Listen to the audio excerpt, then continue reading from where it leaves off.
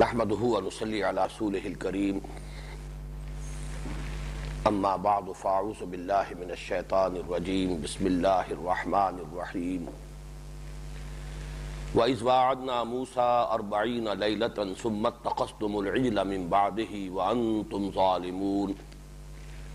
ثم عفونا عنكم من بعد ذلك لعلكم تشكرون صدق الله العظيم۔ سورہ بقرہ کے 6 اور 7 رکوع کی تلاوت ہم کل کر چکے ہیں۔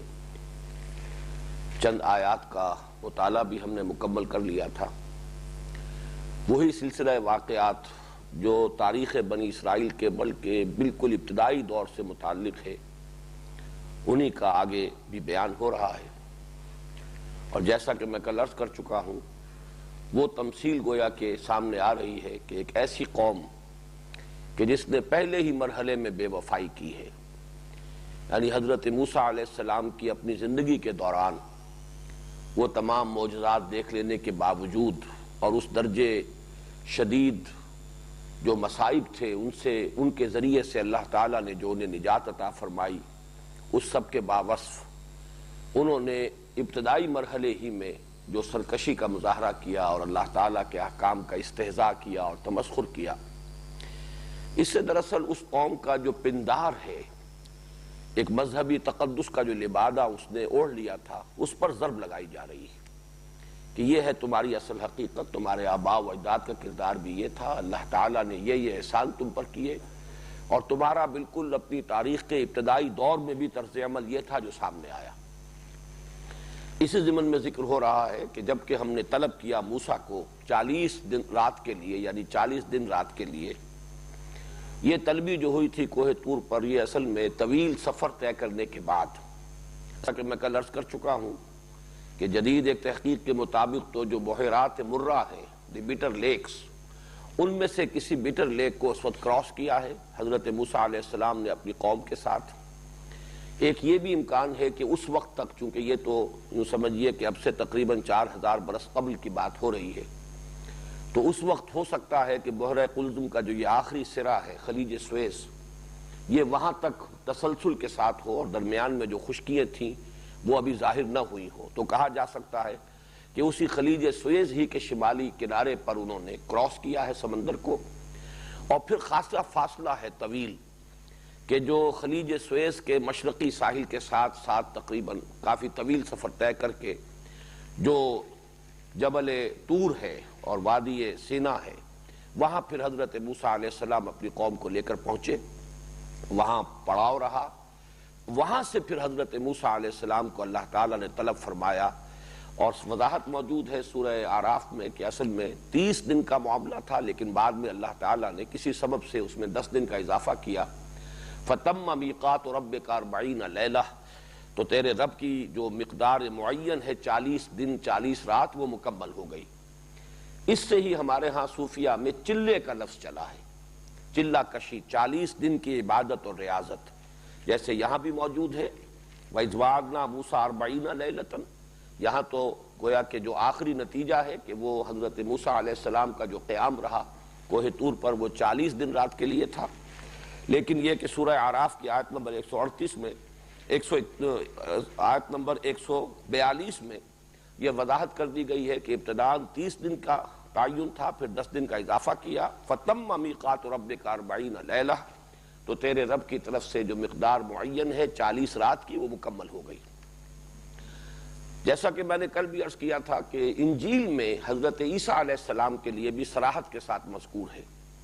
کہ انجیل عطا کیے جانے سے قبل اور نبوت پر فائز کیے جانے سے قبل یہ 40 روز کا مسلسل روزہ جو ہے حضرت عیسیٰ علیہ السلام سے رکھوایا گیا ہے۔ یہ گویا کہ خصوصی روحانی تیاری ہے کہ اگرچہ نبوت کے لیے اللہ تعالیٰ جن کو منتخب فرماتا تھا، وہ ویسے بھی جہاں تک انسانی کردار اور اخلاق کا تعلق ہے اس کی بلندیوں پر فائز ہوتے تھے،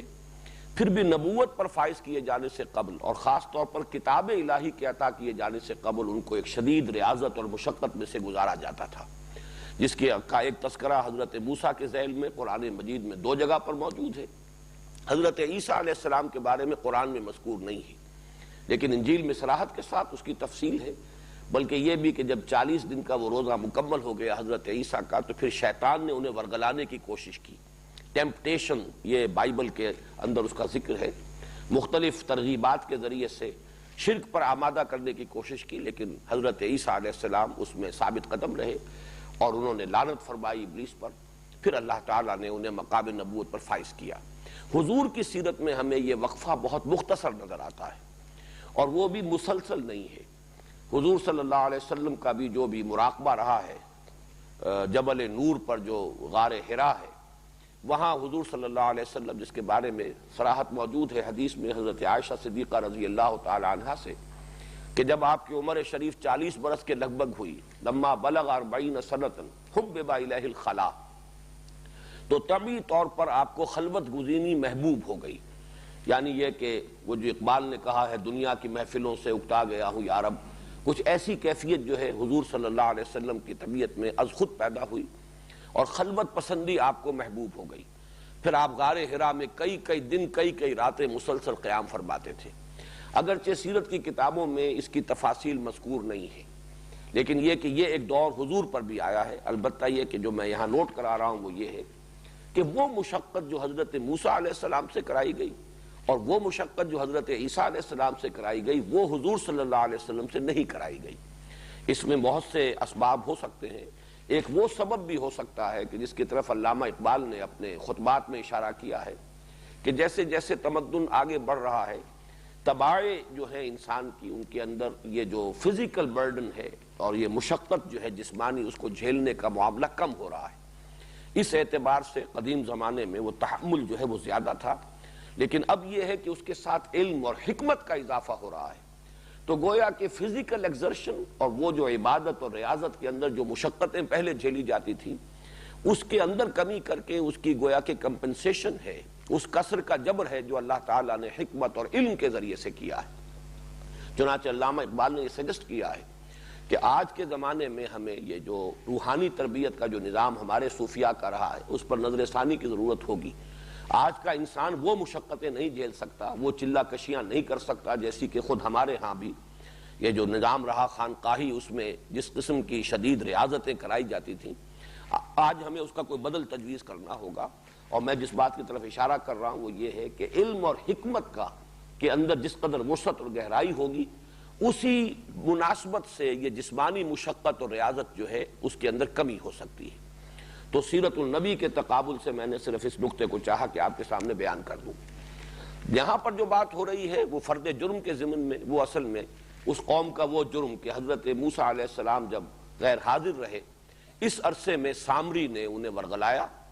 اور کچھ زیورات تھے قوم کے جن کو یہ لے کر ساتھ آئے تھے، ان کو پگھلا کر اس سے ایک بچڑا بنایا. سورہ طٰہٰ میں اس کی پوری تفصیل موجود ہے، کچھ وضاحت سورہ اعراف میں بھی ہے. یہاں صرف اشارے کیے جا رہے ہیں. یہ چونکہ واقعات سارے تفصیلاً پہلے بیان ہو چکے،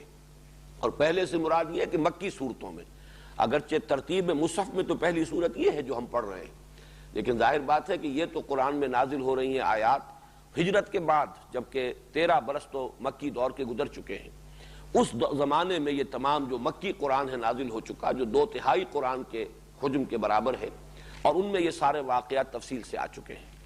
یہ بھی میں عرض کر چکا ہوں کہ یہ تو خیر بعد کی بات ہے، جبکہ جا کر کوہ طور کے دامن میں پڑاؤ ڈالا ہے. قرآن مجید میں تو سورہ اعراف میں یہ بھی مذکور ہے کہ جیسے ہی یہ سمندر کو کراس کر کے سینائی پیننسولا میں داخل ہوئے، وہاں انہوں نے کچھ بستیاں دیکھی، اور وہاں بت پرستی ہو رہی تھی. لوگوں نے کچھ اپنے اصنام جو ہیں گھڑے ہوئے تھے جن کا اعتکاف کرتے تھے. اعتکاف کہتے ہیں مراقبے کو، توجہ کا ارتکاز. خوگرے پے کرے محسوس تھی انسان کی نظر، مانتا پھر کوئی اندیکھے خدا کو کیوں کر. یہی ہے کہ جو فلسفہ بیان کیا ہے بت پرستی کا ڈاکٹر رادھا کرشنن نے، جو اس دور کے بہت بڑے فلسفی تھے، ہندوستان کے صدر بھی رہے ہیں. انہوں نے بڑی ضخیم 2 جلدوں میں انڈین فلسفی کی تاریخ مرتب کی ہے. تو انہوں نے بھی یہی فلسفہ بیان کیا ہے کہ بتوں کو کوئی بھی نہیں سمجھتا کہ یہ معبود ہے، یا یہ بت جو ہے یہ کوئی ان کے اندر الوہیت ہے، بلکہ یہ سمبلز ہیں. یہ صرف ارتکاز توجہ کے لیے، اس لیے کہ میڈیٹیشن کے لیے اور ارتکاز توجہ کے لیے کوئی محسوس شے سامنے ہو تو سہولت ہوتی ہے، ورنہ بالکل اندیکھی ایک حقیقت جو ہے اس کے ساتھ ایک مراقبہ اور لو کا لگانا اور قلبی اور ذہنی رشتہ استوار کرنا یہ مشکل ہے. بہرحال یہ خو گرے پے کرے محسوس تھی انسان کی نظر تھے. انہوں نے بھی کہا، چنانچہ الفاظ ہیں کہ قالوا یا موسیٰ اجعل لنا الہا کما لہم آلہہ، انہوں نے یہ فرمائش کی کہ اے موسیٰ ہمارے لیے بھی کوئی ایسے معبود گھڑ دو جیسے کہ ان کے لیے معبود ہیں، تاکہ ہم بھی ذرا ان کا اعتکاف کریں، ان پر گیان دھیان کیا کریں، بیٹھ کر توجہ کا ارتکاز کیا کریں. بہرحال یہ معاملہ تو اس وقت حضرت موسیٰ علیہ السلام نے ان کو شدید جو ہے اس پر سرزنش کی، اور ظاہر بات ہے کہ ان کی موجودگی میں تو اس کا کوئی امکان نہیں تھا. لیکن جیسے ہی حضرت موسیٰ علیہ السلام کوہ طور پر گئے، اس قوم نے وہ جو ہے بچڑا بنا کر اور اس کی پرستش شروع کر دی، اس کا ذکر ہو رہا ہے. وَإِذْ وَعَدْنَا مُوسَىٰ 40 لَيْلَةً ثُمَّ اتَّخَذْتُمُ الْعِجْلَ مِن بَعْدِهِ، اس کے بعد تم نے اس بچڑے کو اپنا معبود بنا لیا. اتخذتم العجل معبودا، یہاں پہ گویا کہ معبود کا لفظ محذوف مانا جائے گا. تم نے پکڑ لیا، تم نے اختیار کر لیا بچڑے کو معبود کی حیثیت سے. اس کے بعد وانتم ظالمون، اور تم بہت ظلم کرنے والے تھے، تم نے بہت ناانصافی کا معاملہ کیا، اللہ کے احسانات کی بڑی ناقدری کی. ثم عفونا عنکم من بعد ذلک لعلکم تشکرون، پھر ہم نے تمہیں معاف کیا اور تمہاری خطا سے درگزر فرمایا اس کے بعد بھی، تاکہ تم شکر کرو کہ ہمارا احسان مانو کہ ہم نے اتنے بڑے جرم پر بھی تمہاری اجتماعی توبہ کو قبول کیا. وہ اجتماعی توبہ کیا ہے وہ ایک آیت کے بعد آ رہی ہے کہ اجتماعی توبہ صرف زبانی کلامی نہیں تھی، بلکہ جس کو کہا جائے پرج، ایک بڑے پیمانے پر تطہیر جو ہے قوم کی ہوئی ہے، اس کا تذکرہ بعد میں آئے گا. لیکن یہ کہ یہ جو 40 دن کے لیے حضرت موسیٰ علیہ السلام کو کوہ طور پر طلب فرمایا تھا وہ کس لیے، اب اگلی آیت میں اس کا تذکرہ ہو رہا ہے. وَإِذْ آتَيْنَا مُوسَى الْكِتَابَ وَالْفُرْقَانَ لَعَلَّكُمْ تَهْتَدُونَ، اور یاد کرو ہمارے اس احسان کو کہ ہم نے عطا فرمائی موسیٰ کو کتاب اور فرقان، تاکہ تم ہدایت پاؤ، سیدھے راستے پر چلو، تم سرکشی سے بچو، افراط و تفریط کے دھکوں سے بچو، جو صراط مستقیم ہے، سواء سبیل ہے، اس کو اختیار کرو. یہاں کتاب اور فرقان جو کہا ہے، وَإِذْ آتَيْنَا مُوسَى الْكِتَابَ وَالْفُرْقَانَ، اور یاد کرو جب کہ ہم نے عطا کی موسیٰ کو کتاب اور فرقان، تو اس میں مفسرین کی مختلف آراء ہیں. واو جو ہے وہ بہت سے حضرات کے علم میں ہوگا کہ واو تفسیری بھی ہوتا ہے اور واو عطف بھی ہوتا ہے. واو عطف ہوگا تو دو چیزیں جدا ہوں گی، ایک دوسرے سے مختلف ہوں گی. واو تفسیری ہے تو پہلی چیز ہی کی وضاحت دوسرے لفظ سے ہو رہی ہے. تو دونوں رائے موجود ہیں کہ ایک ہی شے کو کتاب اور فرقان قرار دیا گیا. کتاب اس معنی میں کہ وہ لکھی ہوئی تختیوں کے اوپر، وہ پتھر کی تختیوں پر لکھی ہوئی شے تھی جو انہیں دی گئی، تو وہ ایک مکتوب تھی، لکھی ہوئی شے تھی، کتاب تھی. فرقان اس اعتبار سے کہ اس نے حق و باطل کو جدا کر دیا، اس کے اندر ہدایت واضح ہو گئی، گمراہی جیسے کہ اسی سورہ مبارکہ میں آئے گا قد تبین الرشد من الغی، رشد جو ہے وہ کجی سے سیدھا راستہ جو ہے بالکل واضح ہو گیا ہے، کامیابی کی راہ واضح ہو گئی ہے کجی کے راستے سے. تو فرقان ہے فرق کر دینے والی شے. تو گویا کہ یہ اسی تورات کے دو صفاتی نام ہوئے، ایک یہ کہ چونکہ وہ کتاب تھی، مکتوب تھی، لکھی ہوئی تھی، اس لیے وہ کتاب کہلائی، اور فرقان اس لیے کہلائی کہ اس نے حق و باطل کو جدا کر دیا، فرق کر دیا صحیح اور غلط کے مابین. اسی اعتبار سے ایک رائے اور بھی ہے کہ کتاب اس لیے کہلائی کہ اس میں احکام تھے، اس لیے کہ یہ لفظ کتاب جو آتا ہے آسمانی کتابوں کے لیے وہ اس اعتبار سے کہ اس میں اللہ کے احکام ہیں. کتب علیکم، جیسے کہ قرآن مجید کو بھی کتاب اس معنی میں کہا گیا ہے کہ اس کے اندر اللہ تعالیٰ کے احکام ہیں، حالانکہ یہ حضور پر لکھی ہوئی شکل میں نازل نہیں ہوئی، لیکن قرآن مجید ہی اپنے آپ کو الفرقان بھی کہتا ہے. تبارک الذی نزل الفرقان علی عبدہ لیکون للعالمین نذیرا، بڑی بابرکت ہے وہ ذات جس نے کہ فرقان نازل فرمایا اپنے بندے پر تاکہ وہ تمام جہان والوں کے لیے خبردار کرنے والا بن جائے. تو یہ دونوں رائے ہو گئی ایک ہی اعتبار سے کہ واو کو واو تفسیری مانا جائے، ہم نے موسیٰ کو عطا کی کتاب یعنی فرقان تاکہ تم ہدایت پاؤ. کتاب اس اعتبار سے کہ وہ لکھی ہوئی تھی، یا اس اعتبار سے کہ اس میں احکام تھے، دی 10 کمانڈمنٹس، احکام 10 یہ اس کے اندر صراحت کے ساتھ مذکور تھے. فرقان اس اعتبار سے کہ اس نے حق و باطل میں امتیاز قائم کر دیا. دوسری رائے یہ ہے کہ یہ حرف عطف ہے، یہاں دو چیزیں مراد لی جا رہی ہیں، کتاب سے مراد تورات اور فرقان سے مراد ہے معجزے جو حضرت موسیٰ علیہ السلام کو عطا کیے، اس لیے کہ وہ حضرت موسیٰ علیہ السلام کی نبوت اور رسالت کو بالکل ظاہر کر دینے والی شے، ظاہر و باہر کر دینے والی شے ہے، اس لیے فرقان جو حق و باطل کو بالکل نمایاں کر دے. اور ایک تیسری رائے اور بھی ہے کہ فرقان سے مراد ہے جو فتح ہوئی انہیں یہ حاصل کہ ان کا دشمن ان کے سامنے، ان کی نگاہوں کے سامنے غرق کیا گیا. جو کشاکش جاری رہی سالہ سال تک مصر میں، اور جو بھی ایک جس کے دوران کے 7 معجزات بھی اللہ تعالیٰ نے دکھائے حضرت موسیٰ علیہ السلام کی حقانیت کو ظاہر کرنے کے لیے، لیکن یہ کہ بالآخر یہ سلسلہ جو ہے ختم ہوا اس پر کہ پوری قوم جو ہے اپنے لاؤ لشکر سمیت جو ہے فرعون غرق کر دیا گیا، جیسے کہ آگے پیچھے آ چکا ہے وَأَنْتُمْ تَنْظُرُونَ وَأَغْرَقْنَا آلَ فِرْعَوْنَ وَأَنْتُمْ تَنْظُرُونَ۔ اس کے لیے گویا کہ قرآن مجید میں بھی ایک نظیر موجود ہے کہ یوم بدر کو یوم الفرقان کہا گیا ہے۔ وہ یوم الفرقان تھا اس اعتبار سے کہ واضح ہو گیا کہ حق کدھر ہے باطل کدھر ہے، اس لیے کہ خود ابو جہل نے دعا کی تھی اصل میں، اور یہ دعویٰ کیا تھا کہ یہ دن جو ہے اب جو بدر کی جنگ ہوگی یہ اصل میں فرقان ہوگی۔ اس سے واضح ہو جائے گا، اس لیے کہ اسے یقین تھا کہ فتح ہماری ہوگی۔ ہم جس اہتمام کے ساتھ تیاریوں کے ساتھ جا رہے ہیں، جو ہمارے پاس اسلحہ ہے، ساز و سامان ہے، ہماری عددی فوقیت ہے، تو فتح تو لازمی ہے۔ جیسے 6 ستمبر 1965 کو بھارت یہ سمجھتا تھا کہ لاہور کو فتح کر لینا تو یقینی ہے، شام کو ہم جیم خانہ کلب میں جو ہے جشن منائیں گے، یہاں تک کہ B B C television سے فال آف لاہور کی فلم دکھا دی گئی۔ اسی طریقے سے ابو جہل کو یقین تھا کہ فتح ہماری ہوگی، تو اس نے کہا تھا کہ یہ ہوگا یوم الفرقان، تو اللہ تعالیٰ نے واقعتاً پھر اسے سورہ انفال میں یوم الفرقان قرار دیا کہ اب ثابت ہو گیا ہے اور حق و باطل جو ہے دودھ کا دودھ پانی کا پانی جدا ہو گیا ہے۔ تو 4 آراء آپ کے سامنے آئیں، کتاب اور فرقان، اگر اس کو واو عطف مانا جائے تو کتاب سے مراد تورات اور فرقان سے مراد معجزات۔ دوسری رائے یہ کہ کتاب سے مراد تورات اور فرقان سے مراد فتح مبین جو اللہ نے عطا کی حضرت موسیٰ اور ان کے ساتھیوں کو آل فرعون پر۔ اور 2 رائے ہو گئی اس اعتبار سے کہ واو تفسیری ہے، کتاب اس پہلو سے کہ وہ لکھی ہوئی ہے، یا اس پہلو سے کہ اس میں اللہ کے احکام ہیں، اور فرقان اس اعتبار سے کہ وہ حق و باطل میں امتیاز کر دینے والی شے ہے۔ ایک بات اور ہے جس کی طرف میرا ذہن گیا، یہ 4 آراء تو مفسرین نے بیان کی ہیں، میرا ایک ذہن منتقل ہوا ہے۔ قرآن مجید میں حضرت موسیٰ علیہ السلام کے لیے کتاب کا ذکر بھی ہے، تورات اس کا نام، پھر صحف ابراہیم و موسیٰ صحیفے بھی ہیں۔ اس اعتبار سے محسوس ہوتا ہے کہ ایک تو وہ تورات تھی، تورات اسی کو کہا جاتا ہے کہ جو حضرت موسیٰ علیہ السلام کو لکھی ہوئی شکل میں، وہ جو پتھروں کی تختیوں کے اوپر الواح موجود ہے، یہ سورہ اعراف میں تفسیر ہے، وہ الواح جو تھی وہ تورات تھی۔ اور جو صحیفے ہیں، جو یہ 5 بکس ہیں، جو اولڈ ٹیسٹمنٹ کی ابتدائی 5 کتابیں ہیں، یہ صحیفے ہیں، اور ان میں جو ہے تفصیلی مباحث موجود ہیں۔ تو اس اعتبار سے ہو سکتا ہے کہ وہ کتاب ہو اور ان 5 کتابوں کو صحف ابراہیم، صحف موسیٰ جنہیں قرار دیا گیا ہے، انہیں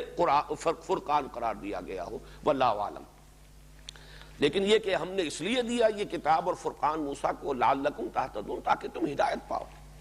وَإِذْ قَالَ مُوسَىٰ لِقَوْمِهِ، اب یہ اس سلسلہ مضمون کو جوڑ لیجئے جو پچھلی آیت میں تھا کہ انہوں نے جو شرک کیا اور گوسالہ پرستی کا گھناؤنا جرم جو ہے انہوں نے اختیار کیا،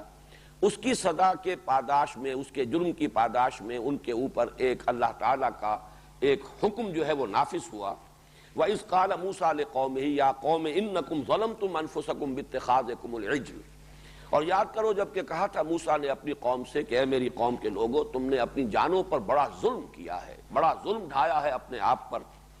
اس بچڑے کو معبود بنا کر، بِاتِّخَاذِكُمُ الْعِجْلَ مَعْبُودًا، اس بچڑے کو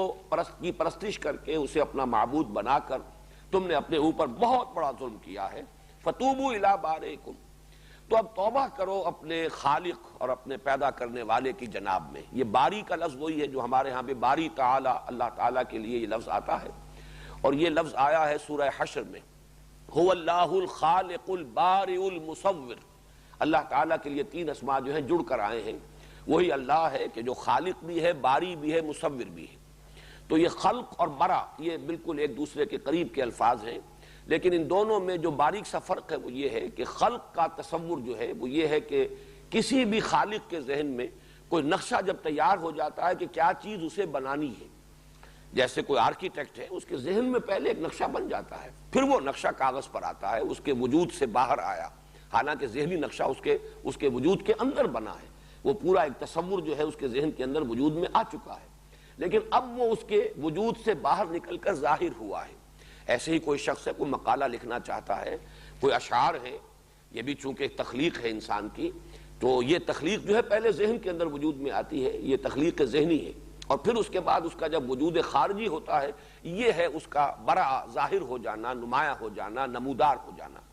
تو خالق اور الباری یہ دونوں الفاظ جو ہیں ایک دوسرے سے بہت قریب ہیں، اور تھوڑا سا باریک فرق ہے یہ کہ پہلے ایک ڈیزائن تیار ہوا ہے اور پھر اب اس کے مطابق جو ہے کسی شے کا بالفعل خارج میں وجود ہو گیا ہے۔ تو یہاں پہ باری تعالیٰ اللہ تعالیٰ کے جناب میں تم توبہ کرو، فَاقْتُلُوا أَنفُسَكُمْ، تو قتل کرو اپنے آپ کو، ذَلِكُمْ خَيْرٌ لَكُمْ عِنْدَ بَارِئِكُمْ، یہ پھر وہی لفظ آیا، یہی بہتر ہے تمہارے لیے تمہارے خالق اور تمہارے پروردگار اور پیدا کرنے والے کے نزدیک، فَتَابَ عَلَيْكُمْ، تو اس نے تمہاری توبہ قبول کی، اب وہ تمہاری توبہ قبول فرمائے گا، انہو هو التواب الرحیم، یقیناً وہ بہت توبہ کا قبول فرمانے والا، بہت رحم فرمانے والا ہے۔ اس آیت میں جو اصل ہے، جو جس پر کہ گفتگو کی ضرورت ہے، وہ ہے فَاقْتُلُوا أَنفُسَكُمْ، قتل کرو اپنے آپ کو۔ اس کی ایک ملحدانہ قسم کی تعویل جو اس دور میں ہوتی ہے، اس لیے کہ شریعت کے بعد احکام جو ہے وہ جدید ذہن کے جو اس کا ایک سانچہ ہے اس کے اندر اترتے نہیں ہیں، حلق سے نیچے نہیں اترتے، تو قتل مرتد کی سزا جو ہے وہ بھی اسلام کی تعلیم جو ہے، فقہی اور قانونی جو نظام ہے، اس کا ایک ایسا جز ہے کہ جس کے بارے میں جدید ذہن جو ہے بہت مذبذب ہے، اور وہ اس کو تسلیم کرنے کے لیے، قبول کرنے کے لیے بالعموم تیار نہیں ہے کہ اتنی بڑی سزا مرتد کا قتل، اور در حقیقت وہ مرتد کا قتل ہے کہ جو اس آیت کریمہ سے ثابت ہو رہا ہے، اور تورات میں اس کی پوری وضاحت موجود ہے۔ یہاں پہ انفسکم کے لفظ سے کچھ لوگوں نے اپنے لیے راستہ نکالا، فَاقْتُلُوا أَنفُسَكُمْ، تو قتل کرو اپنے آپ کو، یعنی نفس کشی کرو، تزکیہ نفس کرو، نفس کشی، اپنے نفسوں کو مارو۔ تم نے یہ جو جرم جو کیا ہے، یہ تمہارے نفسوں نے تمہیں بہت غلط جو ہے راہ سجھائی ہے، یہ تمہارے شرور نفس ہے، اب اس کا علاج کیا ہوگا؟ نفس کشی، نفس کو مارنا، فَاقْتُلُوا أَنفُسَكُمْ۔ حالانکہ یہاں در حقیقت انفسکم کا لفظ آیا ہے اپنے بھائیوں کے لیے، جس کی نظیر ہے سورہ حجرات میں وَلَا تَلْمِزُوا أَنفُسَكُمْ وَلَا تَنَابَزُوا بِالْأَلْقَابِ، اپنے آپ کو عیب نہ لگاؤ۔ کوئی ظاہر بات ہے ایک شخص اپنے ساتھ عیب چینی نہیں کرتا، وہ عیب چینی کرتا ہے کسی اپنے بھائی کی، تو یہ در حقیقت اپیل کا انداز ہے کہ اپنے بھائیوں کو اگر تم عیب لگاؤ گے، تہمتیں تراشو گے، عیب چینی کرو گے، تو وہ تمہارے بھائی ہے، تم ہی میں سے ہے، گویا کہ تم نے خود اپنے آپ کو عیب لگایا ہے، عیب چینی اپنے سے کر رہے ہو۔ یہ ہے انداز، بڑا بلیغ انداز ہے، فَاقْتُلُوا أَنفُسَكُمْ، تو قتل کرو اپنے آپ کو، اس سے مراد ہے اپنے بھائیوں کو۔ اور اس میں در حقیقت یہ صورت اختیار کی گئی کہ حضرت موسیٰ علیہ السلام نے حکم دیا کہ ہر قبیلے میں سے جن لوگوں نے اس جرم کا ارتکاب کیا ہے، اسی قبیلے کے لوگ اپنے ہاتھوں ان لوگوں کو قتل کریں اور ذبح کریں۔ اس لیے بھی اس اعتبار سے یہ بات اہم تھی کہ ظاہر بات ہے کہ وہ ایک قبائلی معاشرہ تھا، اور اس قبائلی معاشرے کے جو خاص روایات ہوتی ہیں اس میں اگر کسی ایک قبیلے کے لوگوں پر معمور کر دیا جاتا اس کام پر، تو ہو سکتا تھا کہ کوئی قبائلی عصبیت جو ہے اس کا کوئی رد عمل ظاہر ہوتا۔ تو طے یہ کیا گیا کہ ہر قبیلے کے جو موحدین ہیں، جو ثابت قدم رہے ہیں توحید پر، اور اس گناونے جرم کا ارتکاب انہوں نے نہیں کیا ہے، وہ اپنے قبیلے کے ان لوگوں کو اپنے ہاتھوں سے قتل کریں کہ جنہوں نے اس گناونے جرم کا ارتکاب کیا، گویا کہ مرتد ہو گئے۔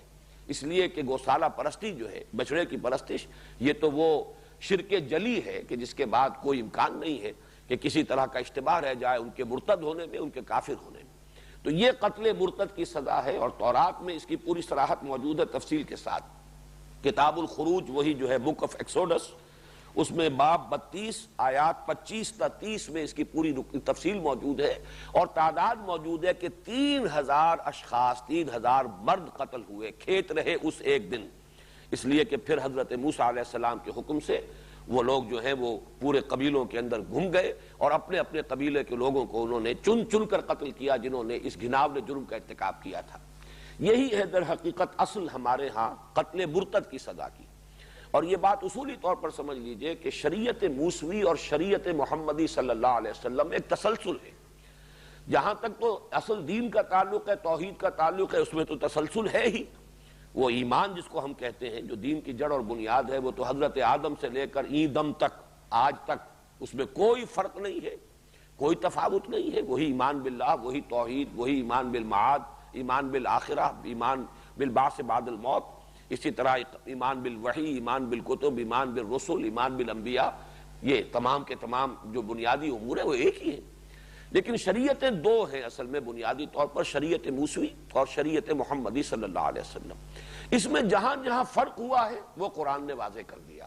جہاں وہی سابقہ شریعت ابھی چل رہی ہے اسی تسلسل کے بنا پر، اس کو قرآن مجید میں ذکر نہیں کیا گیا۔ لیکن حضور صلی اللہ علیہ وسلم نے اپنے عمل سے اس کا ثبوت فراہم کر دیا۔ میں یہ ساری صراحت اس لیے کر رہا ہوں کہ یہ بھی در حقیقت اسلام کے قانونی نظام کی بنیادوں کو سمجھنے کے لیے بہت اہم نکتہ ہے کہ اگر آپ کسی شے کو یہ چاہیں کہ لازماً قرآن میں اس کی اصل ملے، ضروری نہیں ہے، اس لیے کہ اگر جو شریعت موسوی تھی اس کے کسی جز کو حضرت محمد صلی اللہ علیہ وسلم نے برقرار رکھا ہے، تو چاہے قرآن میں وہ صراحت سے مذکور نہ ہو، حضور صلی اللہ علیہ وسلم کی سنت اور آپ کے عمل کی بنیاد پر وہ شریعت موسوی کا تسلسل جو ہے اسی طریقے سے شریعت محمدی میں برقرار رہے گا۔ یہاں تو پھر بھی میں مثال اس کی دے رہا ہوں کہ جس کا قرآن مجید میں ذکر ہے، اگرچہ مسلمانوں سے خطاب کر کے جہاں پر احکام شریعت آئے ہیں وہاں تذکرہ نہیں ہے، لیکن تورات کے اس حکم کا ذکر یہاں موجود ہے، فَاقْتُلُوا أَنفُسَكُمْ، اور تورات میں جو ہے اس کی صراحت موجود ہے، اور اس کو خام خواہ نفس کشی اور تزکیہ نفس اور ریاضتیں کر کے اپنے نفس کو قابو میں لانے کا ادھر اس کا رخ کرنا جو ہے اس کی تعویل کا، یہ سوائے الہاد کے اور کچھ نہیں۔ یہ وہی جدید ریشنلسٹک جو انداز ہے، جب اس کا غلبہ ذہن پر ہو جاتا ہے تو آدمی ادھر ادھر چور دروازے تلاش کرتا ہے، جیسے کہ معجزات کی خالص سائنٹیفک توجیہ کرنے کی، جس کی میں نے کل مثال دی تھی کہ ہوا کا اس کو قرار دیا جائے کہ تیز جھکڑ چلا اور اس کی وجہ سے سمندر ہٹ گیا پیچھے کو، لیکن قرآن مجید نے صراحت کی ہے کہ فَانْفَلَقَ وَفَكَانَ كُلُّ فِرْقٍ كَالطَّوْدِ الْعَظِيمِ، یہ سمندر پھٹا تھا، پیچھے نہیں ہٹا تھا، یہ مد و جزر کی بات نہیں تھی بلکہ پھٹنا تھا، اور ہر حصہ جو ہے اس کا وہ ایک چٹان کے مانند کھڑا ہو گیا تھا۔ ان الفاظ کے اندر اب کوئی گنجائش نہیں ہے اس مفہوم سے ادھر ادھر ہونے کی۔ اسی طریقے سے فَاقْتُلُوا أَنفُسَكُمْ، اور اس کی تورات سے جو وضاحت ہے میں نے عرض کر دی کہ 3000 انسانوں کو انہیں اپنے ہاتھوں سے قتل کیا۔ یہ گویا کہ کلیکٹیو پرج ہے۔ کوئی بھی نظریاتی جماعت ہو کہ جس کی اساس نظریے پر ہے، ایک ہے نسلی تعصب اور عصبیت کی بنیاد پر کوئی گروہ ہے، یا کوئی اور عصبیتیں ہیں۔ ابن خلدون نے عصبیت کا لفظ استعمال کیا ہے کہ انسانی معاشرے کے منظم ہونے کے لیے کوئی نہ کوئی عصبیت ضروری ہے۔ عصبیت عصبہ کہتے ہیں گروہ کو، تو لوگوں کو آپس میں جوڑنے کے لیے جب تک کوئی ایسی شے نہ ہو کہ جس سے کہ سب کو کوئی قلبی لگاؤ ہو تو وہ کیسے جڑے رہیں گے؟ یا تو نسلی عصبیت ہوتی ہے جو لوگوں کو جوڑتی ہے، یا لسانی عصبیت ہے جو لوگوں کو جمع کرتی ہے، لیکن نظریاتی جماعت جو ہوتی ہے اس کی عصبیت ساری نظریے کے ساتھ ہے۔ اس نظریے کے ساتھ اگر ذرا سی بھی سہل انکاری کا معاملہ کیا جائے اور اس میں ڈھیل دی جائے تو گویا کہ شیرازہ منتشر ہو جائے گا۔ تو نظریاتی جماعت، نظریاتی قوم، نظریاتی مملکت جو ہے وہ اپنے تحفظ کے لیے اس کو ضرورت ہے کہ وہ اپنے نظریے کی پوری حفاظت کرے اور اس سے انحراف کو کسی صورت گوارا نہ کرے۔ چنانچہ تمام نظریاتی جماعتوں میں یہ پرجز ہوتے ہیں۔ آپ کسی پارٹی میں پرج کیجئے کہ اگر کچھ لوگ ہیں کہ جو اس نظریے سے انحراف کر رہے ہیں تو جتنا جلدی ان کو اس پارٹی سے نکال دیا جائے گا، جماعت سے نکال دیا جائے گا، اتنا ہی اس پارٹی کے حق میں بہتر ہوگا۔ اگر آپ نے ان کو اس جماعت کے اندر گوارا کیا تو رفتہ رفتہ وہ ساری چھوٹ جو ہے ان کی وہ جماعت کے اور لوگوں تک بھی جو ہے متعدی ہو جائے گی اور جماعت کا شیرازہ منتشر ہو جائے گا۔ تو یہ در حقیقت کلیکٹیو پرج ہے کہ جو ہوئی ہے اس وقت بڑے پیمانے پر 3000 انسانوں کا قتل کیا جانا قتل مرتد کی سزا کے تحت، یہ تاریخ کا ایک بہت بڑا واقعہ ہے۔ اچھا، یہاں کے الفاظ بھی خود ظاہر کر رہے ہیں کہ یہ نفس کشی والی بات ہو ہی نہیں سکتی۔ ذالکم خیر لکم عند بارئکم، یہ الفاظ خود بول رہے ہیں کہ کوئی بات ایسی تھی جو ان پر بڑی شاخ گزرنے والی تھی۔ اپنے ہاتھوں اپنے بھائی بندوں کو قتل کرنا یہ کوئی معمولی بات تو نہیں ہے، لیکن یہ کہ ان کو یہ حکم دیا جا رہا ذالکم خیر لکم عند بارئکم، بظاہر تو تمہیں محسوس ہوتا ہے یہ بڑا گھاٹے کا سودا ہے، بڑی سخت حکم ہے جو دیا جا رہا ہے، ان لوگوں کو قتل کر دیں ہم اپنے ہاتھوں سے، لیکن اسی میں عافیت ہے، تمہاری زندگی اسی میں ہے، اسی میں تمہاری وہ نظریاتی جو ہے بقا ہے۔ اگر یہ نہیں کرو گے تو تمہارا شیرازہ جو ہے جو اصل میں توحید کی بنیاد پر ہے، بادو تیرا توحید کی قوت سے قوی ہے، اگر یہ توحید ہی ختم ہو گئی تو تمہاری جمعیت پراگندہ ہو جائے گی، تمہاری طاقت جو ہے منتشر ہو جائے گی۔ ذالکم خیر لکم عند بارئکم فتاب علیکم۔ اب فتاب علیکم کو اگر حضرت موسیٰ علیہ السلام کے اسی قول کے ساتھ لیا جائے کہ انہوں نے یہ کہا اپنی قوم سے، تو اس کا مراد ہوگا اللہ تمہاری توبہ قبول فرمائے گا۔ یعنی توبہ صرف زبانی کلامی نہیں ہے، جیسے کہ عام طور پر بھی ہمارے علماء نے توبہ کی صحت اور اس کی قبولیت کی شرائط معین کی ہیں کہ توبہ کے لیے اس کے قبول ہونے کے، اس کے صحیح ہونے کی شرائط میں یہ بھی ہے کہ جو بھی معصیت ہے اس پر حقیقی ندامت ہو انسان کو، حقیقی پشیمانی۔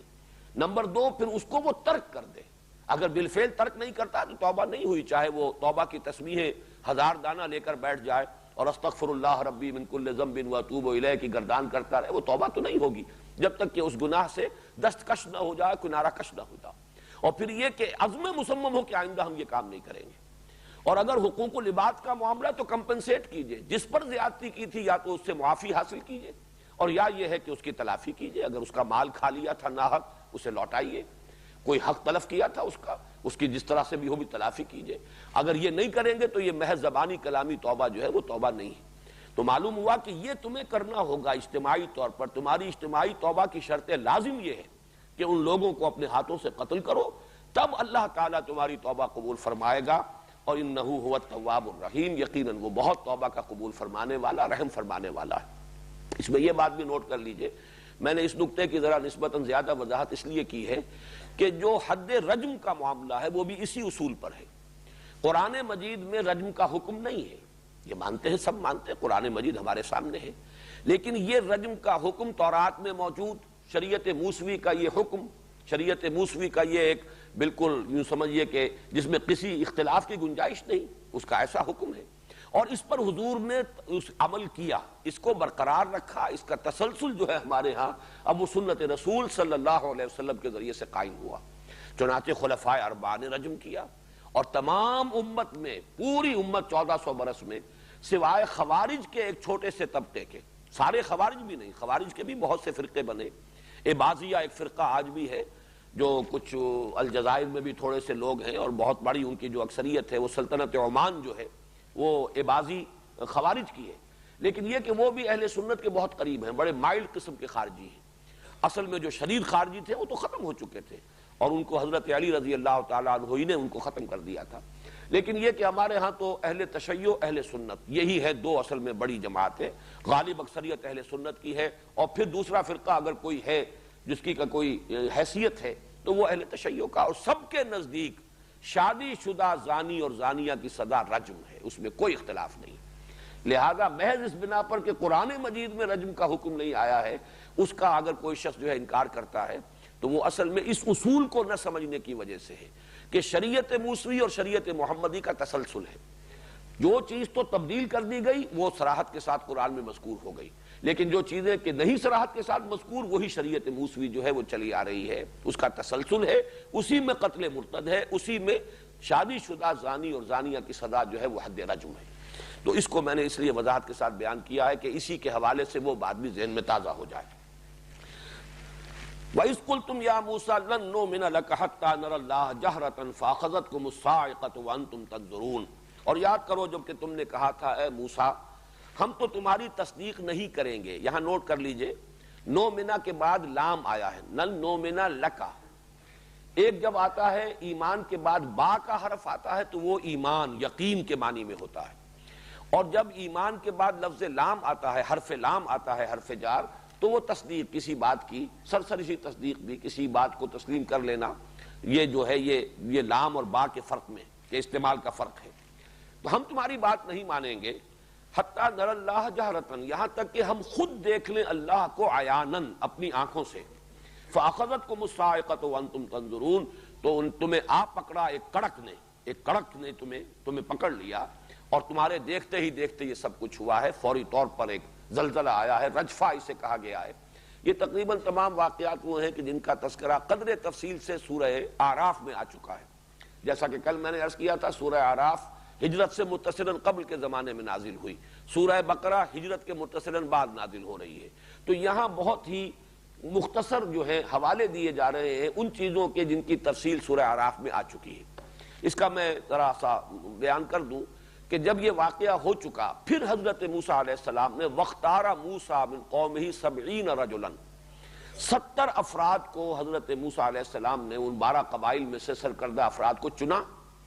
اور پھر وہ گئے ہیں کوہ طور پر اجتماعی، پھر اللہ تعالیٰ سے استغفار کرنے کے لیے کہ پروردگار ہماری خطا جو ہے معاف فرما دے، جو غلطی ہوئی تھی تیرے حکم کے مطابق ہم نے وہ قتل مرتد کی جو حد ہے وہ بھی نافذ کر دی، 3000 اپنے آدمی جو ہے ان کا خون بہا دیا، اب ہم پر رحم فرما، اور مزید ہمارے اوپر اس جرم کی کوئی اور سزا جو ہے وہ اب یا مستقبل میں نافذ نہ ہو۔ اس کی پوری تفصیل سورہ اعراف میں موجود ہے۔ تو انہیں دامن طور میں پھر چھوڑ کر اور ذرا اوپر پھر گئے ہیں حضرت موسیٰ علیہ السلام، وہاں ان کا ایک مکالمہ ہوا ہے، بلکہ میں چاہتا ہوں کہ وہ آپ کو میں سنا بھی دوں، تیزی کے ساتھ ان آیات کا میں ترجمہ کر دیتا ہوں۔ وَاخْتَارَ مُوسَىٰ قَوْمَهُ 70 رَجُلًا لِمِيقَاتِنَا،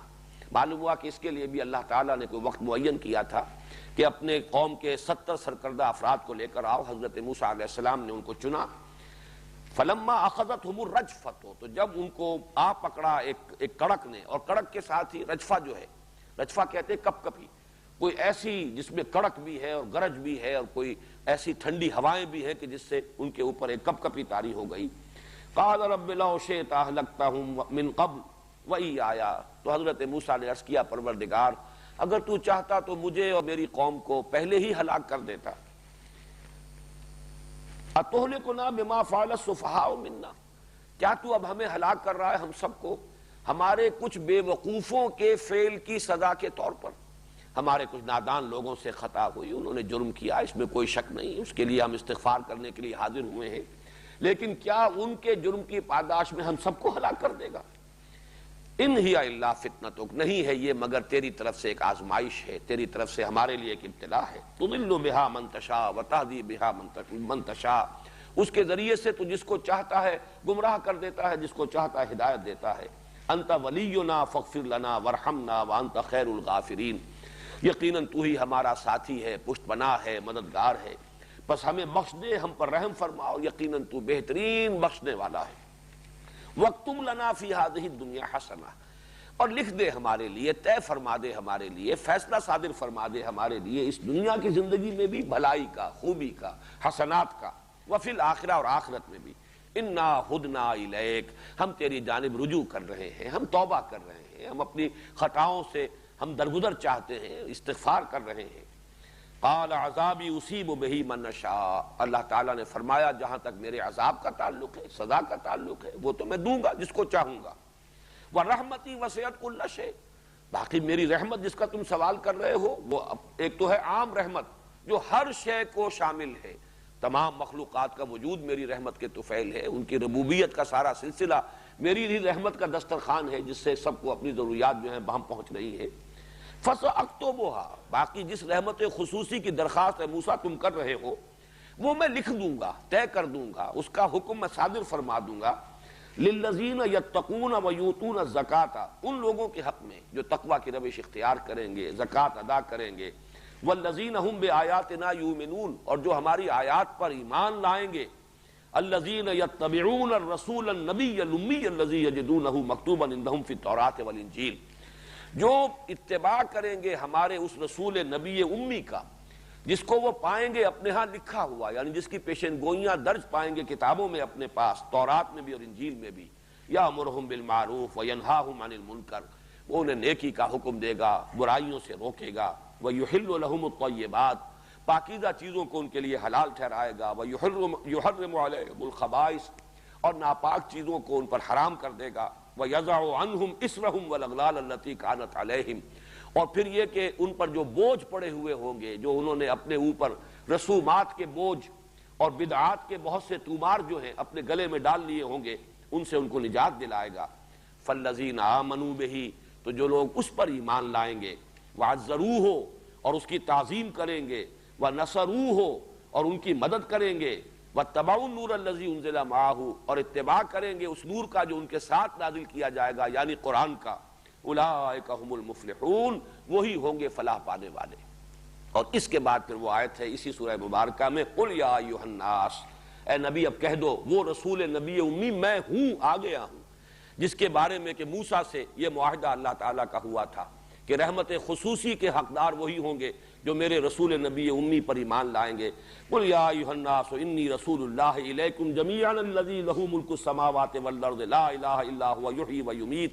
فَآمِنُوا بِاللَّهِ وَرَسُولِهِ النَّبِيِّ الْأُمِّيِّ الَّذِي يُؤْمِنُ بِاللَّهِ وَكَلِمَاتِهِ وَاتَّبِعُوهُ لَعَلَّكُمْ تَهْتَدُونَ، تو اب اس نبی امی پر ایمان لاؤ اور اس کی تصدیق کرو، اس کے ساتھ جو نور نازل ہوا ہے اس کی پیروی کرو تاکہ تم ہدایت یافتہ ہو۔ یہ ہے وہ مکالمہ کہ جس کا یہاں تذکرہ ہو رہا ہے صرف ایک جملے میں، کہ ان کے اوپر کپ کپی طاری کی گئی، اللہ تعالیٰ نے اپنے خاص ایک اپنے جلال کا اظہار کیا، اور تمہارے دیکھتے ہی دیکھتے تم پر ایک موت طاری کر دی گئی۔ ثم بعثناکم من بعد موتکم لعلکم تشکرون، پھر ہم نے تمہیں دوبارہ زندہ کر دیا، اٹھا دیا تمہاری موت کے بعد تاکہ تم شکر کرو۔ اس رجفے سے، اس صاعقہ سے معلوم ہوتا ہے کہ موت کی کیفیت طاری ہو گئی۔ اسے بھی ہمارے بعض جو جدید ذہن کے مفسرین ہیں انہوں نے اس کی تعویل کرنے کی کوشش کی ہے کہ یہاں موت سے مراد بے ہوشی ہے، بے ہوشی طاری ہو گئی، اس لیے کہ نیند کو بھی موت کی بہن کہا گیا ہے، قرآن مجید میں بھی کہا گیا اور حدیث میں بھی۔ جو صبح کے وقت کی دعا ہے، آنکھ کھلتی تھی تو حضور فرماتے تھے الحمدللہ الذی احیانی بعد ما اماتنی والیہ النشور، کل حمد کل شکر اس اللہ کا ہے جس نے مجھے دوبارہ زندہ کر دیا اس کے بعد کہ مجھ پر موت وارد ہو چکی تھی۔ اور اسی طرح ایک روز ہم اٹھ جائیں گے، ایک روز اسی طریقے سے شام کو جیسے سو جاتے ہیں تو موت کی نیند سو جائیں گے، اور جیسے صبح روزانہ بیدار ہوتے ہیں ایسے ہی وہ صبح قیامت جو ہے وہ اس صبح کو پھر ہم اٹھ جائیں گے، بیدار ہو جائیں گے، وہ ہوگی قیامت کی صبح۔ تو اس اعتبار سے موت کو اور نیند کو بالکل قریب بھی قرار دیا گیا ہے، مدہوشی پر بھی موت کا اطلاق ہو سکتا ہے، لیکن یہ کہ یہاں جب لفظ موت ہے من بعد موتکم لعلکم تشکرون، اگر صرف ثم بعثناکم کے الفاظ ہوتے تو ان تعویلات کی گنجائش تھی، لیکن موت کے لفظ میں زور معلوم ہو رہا ہے، اور اس میں ظاہر بات ہے سب تسلیم کرتے ہیں کہ اللہ تعالیٰ کی قدرت سے کوئی بعید نہیں ہے۔ اسی سورہ بقرہ میں آگے چل کر آئے گا، حضرت عزیر علیہ السلام کو 100 برس تک اللہ نے موت ان پر طاری کیے رکھی، اس کے بعد اٹھا دیا، تو اللہ تعالیٰ کے لیے مشکل نہیں ہے۔ 300 برس تک اصحاب کہف کو اس نے سلائے رکھا، وہاں اس پر موت طاری نہیں ہوئی، سوئے رہے، لیکن یہ کہ یہ بھی اللہ تعالیٰ کر سکتا ہے کہ 300 برس تک کسی کو سلائے رکھے، اور یہ بھی کر سکتا ہے کہ 100 برس تک موت ہو باقاعدہ اور پھر انہیں زندہ کیا جائے۔ تو اس میں کوئی چیز بھی اللہ تعالیٰ کی قدرت سے بعید نہیں ہے، تو ہمیں ایسے مقامات پر خام خواہ کی تعویل کی حاجت نہیں۔ معلوم ہوتا ہے کہ عارضی طور پر ان پر موت وارد ہوئی اور اس کے بعد اللہ تعالیٰ نے پھر انہیں اٹھا دیا، لعلکم تشکرون۔ وَظَلَّلْنَا عَلَيْكُمُ الْغَمَامَ وَأَنزَلْنَا عَلَيْكُمُ الْمَنَّ وَالسَّلْوَىٰ، اور ہم نے تم پر سایہ کیا بدلی کا، ابر کا، اور تم پر نازل کیا من اور سلوہ، کلوا من طیبات ما رزقناکم، اور گویا کہ یہ کہا گیا تم سے کہ کھاؤ ان پاکیزہ چیزوں میں سے جو ہم نے تمہیں عطا فرمائی ہیں، وما ظلمونا، اور انہوں نے ہمارا کچھ نہیں بگاڑا،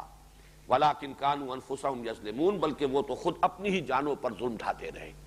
یہ من و سلوہ کا نزول ہے کہ جو اس سینائی پیننسولا میں سفر کے دوران اللہ تعالیٰ کے خصوصی ان پر جو انعامات ہوئے ہیں۔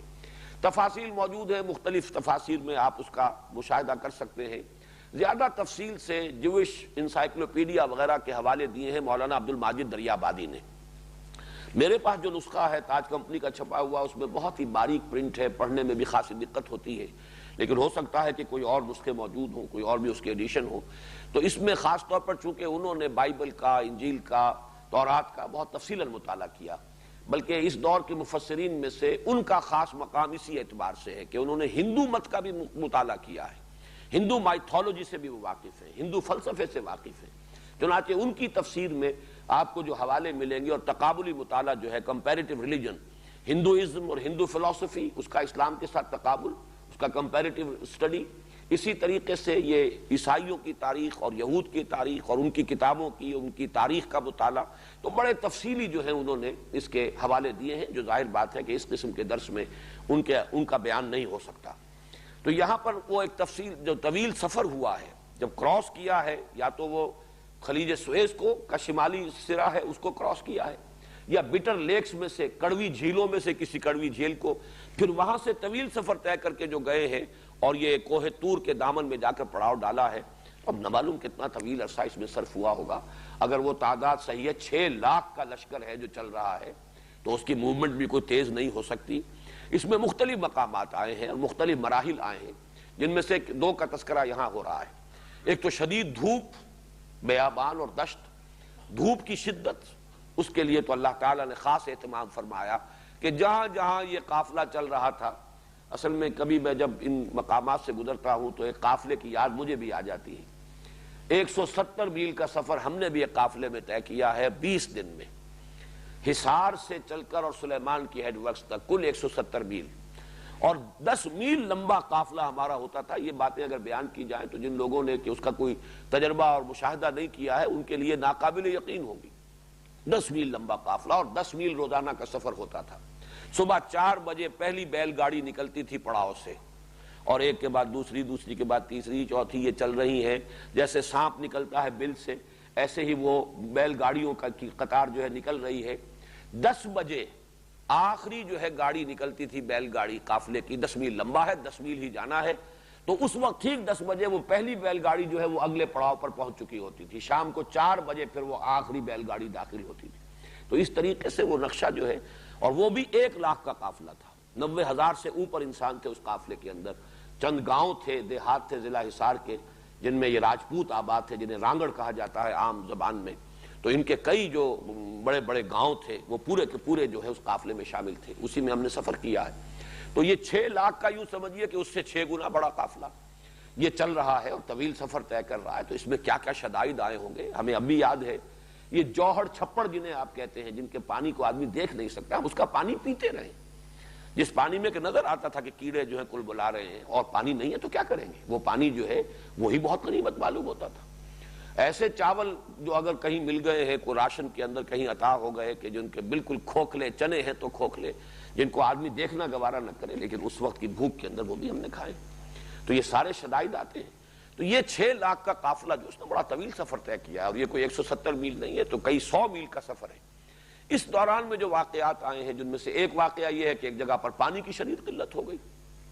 ایک جگہ خوراک بالکل ختم ہو گئی, راشن ختم ہو گیا. اور اس میں تورات میں بڑی تفصیلات آئی ہیں کہ بنی اسرائیل ایسی ناہنجار قوم تھی کہ جہاں ذرا کوئی سختی آتی تھی وہ حضرت موسیٰ علیہ السلام کے خلاف بڑبڑانا شروع کر دیتے تھے. یہ مروا دیا اس شخص نے ہمیں لا کر, اس سے تو ہم وہیں بہتر تھے. چلو جو غلامی تھی لیکن کھانے پینے کو تو ملتا تھا. ہم اب یاد کرتے ہیں اپنے چولہوں کے پاس بیٹھ کر, ہم ہنڈیوں کے اوپر جب چولہوں پر ہنڈیاں پکتی تھیں اور اس کی خوشبوئیں آتی تھی اور ہم بیٹھ کر کھانا کھاتے تھے, وہ سارے جو ہیں ہمیں لذتیں یاد آتی ہیں. یہ آزادی کیا دلوائی اس نے تو ہمیں مروا دیا لا کر یہاں پر بیابان میں, نہ کھانے کو کچھ ہے نہ پینے کو کچھ ہے. اس کی پوری تفاصیر تورات میں موجود ہے. ان کا اس طرح کا معاملہ, یہاں تک کہ قتل کرنے پر آمادہ ہو جانا. ایک خاص واقعہ جو ہے جو آگے آئے گا, وَإِذِ اسْتَسْقَىٰ مُوسَىٰ لِقَوْمِهِ, اس میں تو یہاں تک کہ حضرت موسیٰ حضرت ہارون کو قتل کرنے کے درپے ہو گئے تھے. اور پھر وہ جا کر اوندھے منہ جو ہے, جو ان کا خیمہ ایک ساتھ چلتا تھا, عبادت گاہ کا خیمہ, پھر اس کے دروازے پر جا کر حضرت موسیٰ اور حضرت ہارون دونوں سجدے میں پڑے ہیں اور انہوں نے دعائیں کی ہیں گڑ گڑا کر اللہ سے کہ پروردگار کوئی پانی کا بندوبست فرما. تو اسی طرح کے حالات ہیں جن کا تذکرہ ہو رہا ہے کہ کہیں دھوپ کی شدت تھی تو کوئی بدلی تھی کہ جو ان کے ساتھ ساتھ چل رہی ہے, جہاں جہاں وہ جا رہے ہیں اوپر بادل جو ہے ان کا سائبان بھی ساتھ کے ساتھ چل رہا ہے تاکہ دھوپ کی شدت سے نجات ملے. وَظَلَّلْنَا عَلَيْكُمُ الْغَمَامَ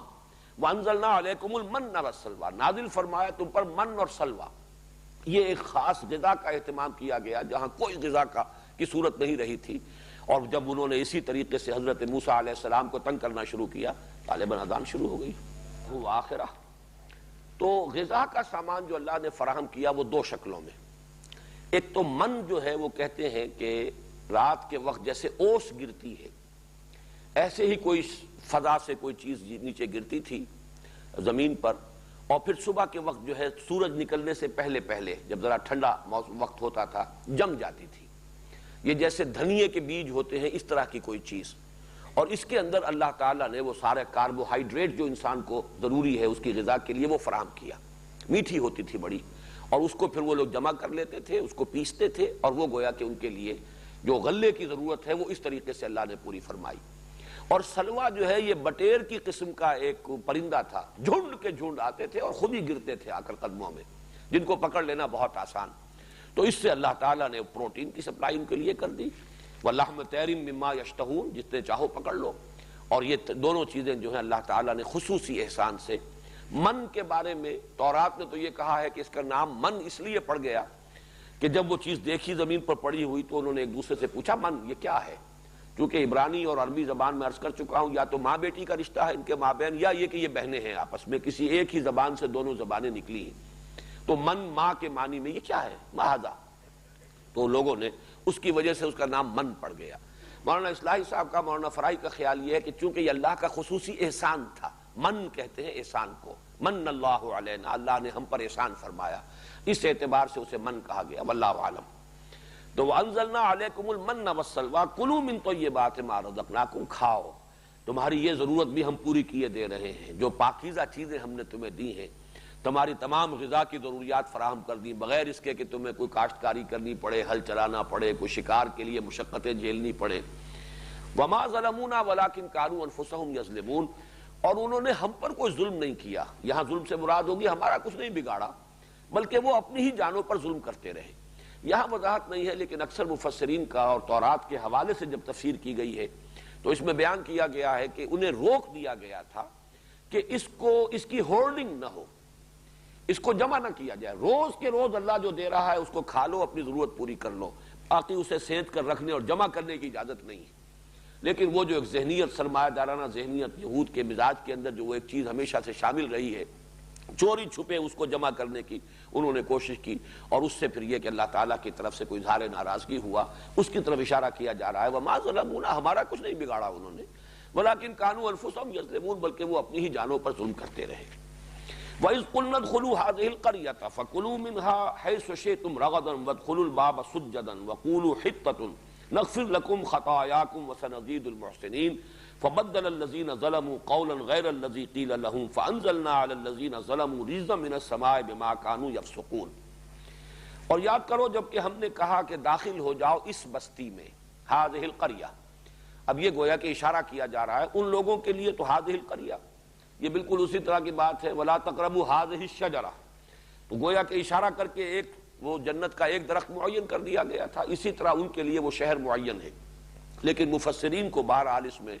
پھر کھوج لگانی پڑی ہے، تحقیق کرنی پڑی ہے کہ یہ شہر کون سا تھا. تو سلف میں جو ہماری آراء ہیں وہ دو شہروں کے بارے میں ہے، یا تو یہ یروشلم بیت المقدس کی فتح کا مرحلہ ہے، یا اس سے پہلے جسے آج کل کے نقشے میں جیریکو لکھا جاتا ہے، اریحا اس کا پرانا نام تھا. یہ شہر ہے جو فلسطین کا سب سے پہلے اللہ تعالیٰ نے ان کے ہاتھوں فتح کرایا. اور اس پر تقریباً اجماع ہے کہ حضرت موسیٰ علیہ السلام کے انتقال کے بعد 40 برس تک یہ جو صحرائے تیہ میں بھٹکتے رہے ہیں، جس کا سورہ مائدہ میں تذکرہ ہے کہ جب انہیں جنگ کا حکم دیا گیا کہ اب اللہ کی راہ میں نکلو اور قتال کرو، اور انہوں نے کورا جواب دیا کہ فَذْهَبْ أَنْتَ وَرَبُّكَ فَقَاتِلَا إِنَّا هَاهُنَا قَاعِدُونَ، جاؤ اے موسیٰ تم اور تمہارا رب جنگ کرو، ہم تو یہیں بیٹھے ہیں. تو پھر صدا دی گئی کہ اب یہ بیت المقدس ہو یا یہ فلسطین ہو جو ہم انہیں دے چکے تھے، فَإِنَّهَا مُحَرَّمَةٌ عَلَيْهِمْ 40 سَنَةً، اب یہ 40 برس کے لیے ان پر حرام کر دی گئی سرزمین. یتیہون فی الارض، اب اسی صحرائے تیہ میں بھٹکتے پھریں گے. یہ صحرائے تیہ جو ہے یہ اسی سینائی پیننسولا کا شمال مشرقی گوشہ ہے، اس میں بڑا زبردست یہ بیابان ہے اور صحرا ہے. اس کو صحرائے تیہ اسی لیے کہتے ہیں یتیہون فی الارض، 40 برس تک اس میں بھٹکتے رہے. اس 40 برس کے دوران حضرت موسیٰ کا بھی انتقال ہو گیا، حضرت ہارون کا بھی ہو گیا علیہ السلام. اس کے بعد جو نئی نسل پروان چڑھی، اس کو نوٹ کر لیجئے، اس لیے کہ تمدن کے یہ اصول جو ہیں یہ ہمارے لیے جو سبق ملتے ہیں اس سے وہ بہت اہمیت کے حامل ہیں، کہ چونکہ کئی سو برس ان پر تشدد ہوا تھا مصر میں، ان کی غیرتیں کچلی گئی تھیں. جب غیرت اس طریقے سے کچلی جاتی ہے تو ہمت جو ہے انسان میں اور قوت ارادی وہ بھی کمزور پڑ جاتی ہے. غلامی کے اثرات تھے اس پوری قوم کے اوپر کہ جس کو حضرت موسیٰ لے کر نکلے. بزدلی تھی، تھوڑدلاپن تھا، کم ہمتی تھی، قدم قدم پر اپنے ہی رسول کے یوں سمجھیے کہ اس سے دست و گریباں ہونے کے لیے تیار، اور جب حکم دیا گیا جنگ کیا تو کورا جواب. لیکن یہ کہ پھر جب اس 40 برس کے دوران ظاہر بات ہے کہ حضرت موسیٰ اور حضرت ہارون کا انتقال ہو گیا، تو گویا کہ وہ ساری نسل جو تھی جس نے غلامی کا داغ اٹھایا تھا وہ ختم ہو گئی. جو مصر میں رہے تھے غلامی میں، اور ان کی جن کی کہ ہمتیں جو ہے کچلی گئی تھیں، جن کے اندر وہ عزیمت اب باقی نہیں رہی تھی، استقامت نہیں رہی تھی، ایک نئی نسل پیدا ہوئی ہے صحرا میں. وہ جو اقبال نے کہا ہے کہ فطرت کے مقاصد کی کرتا ہے نگہبانی، یا بندہ صحرائی یا مرد کوہستانی. تو صحرائے تیہ میں اب ایک نئی نسل پیدا ہوئی، وہی پل پلی بڑھی، پروان چڑھی، وہ کھلی فضا میں، آزادی کی فضا میں، اور مشقتیں جو ہے صحرائی زندگی کی وہ اس نے جھیلی ہے. تو اب اس کے اندر جان پیدا ہوئی کہ حضرت موسیٰ علیہ السلام کے جو جانشین ہیں، اگرچہ صراحت کے ساتھ کہیں مذکور نہیں ہے کہ وہ انبیاء میں سے بھی ہیں، لیکن یہ کہ بعض حضرات انہیں نبی قرار دیتے ہیں، حضرت یوشع ابن نون، جوشوا، تورات کے وہ جوشوا ہیں، لیکن یہ کہ عربی میں یوشع ابن نون، انہی کا ذکر ہے سورہ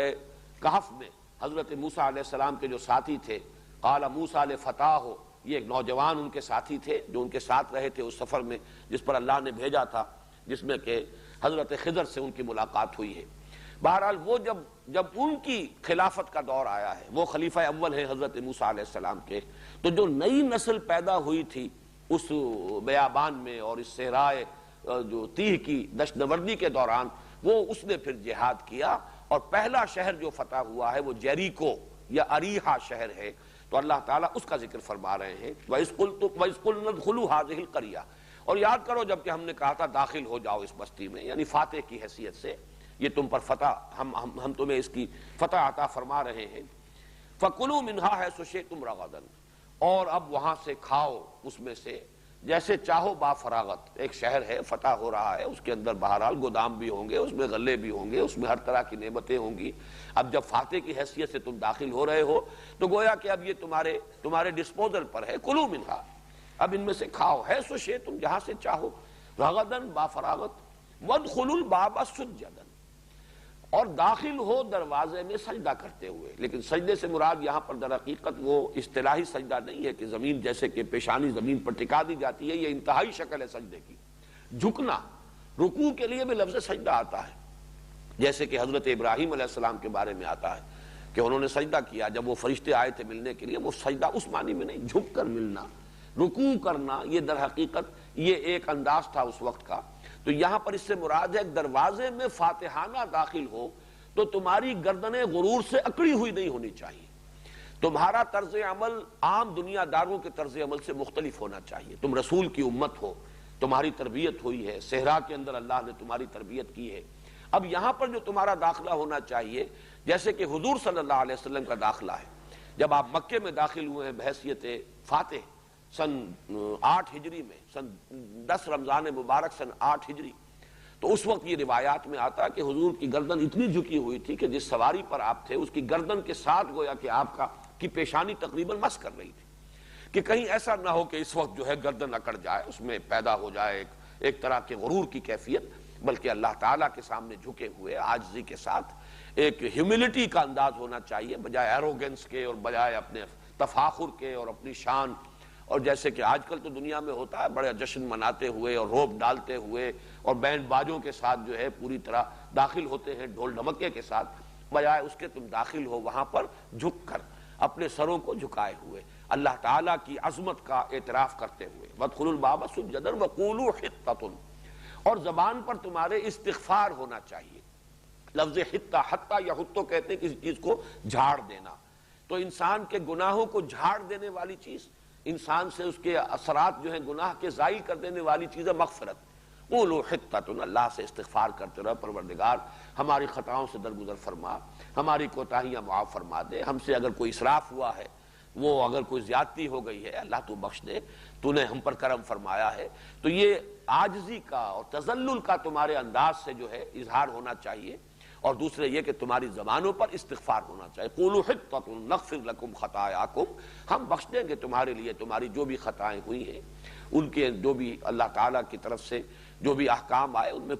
کوئی کمی بیشی ہوتی رہی ہے تمہاری جانب سے تو ہم معاف فرما دیں گے۔ وسنزید المحسنین،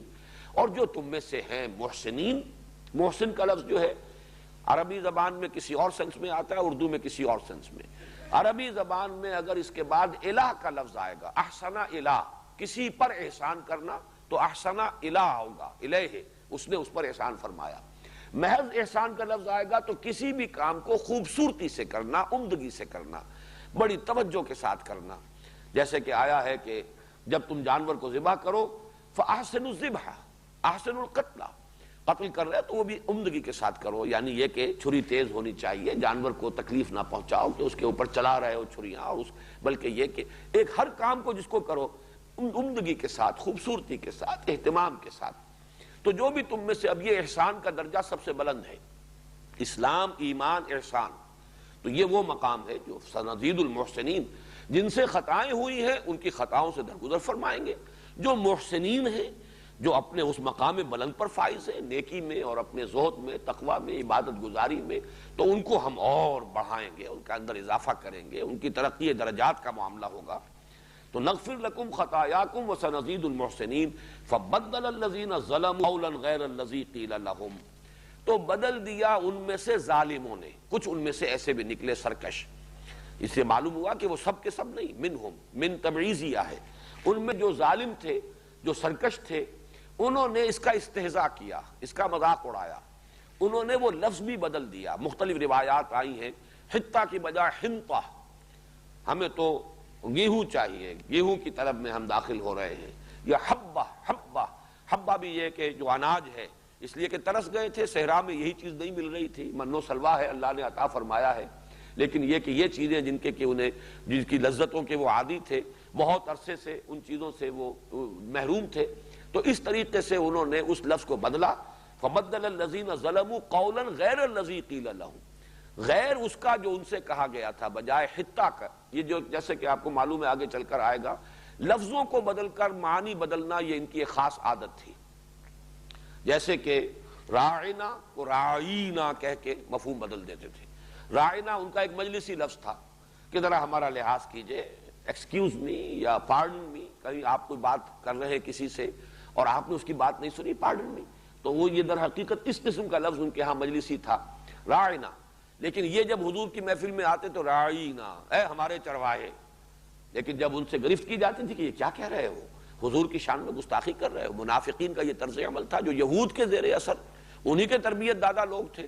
اور وہ اس قسم کی حرکتیں کرتے تھے، راعینا، راعینا کی بجائے۔ تو آگے چل کر آئے گا کہ اللہ تعالیٰ نے مسلمانوں کو حکم دیا تم اس لفظ ہی کو ترک کر دو،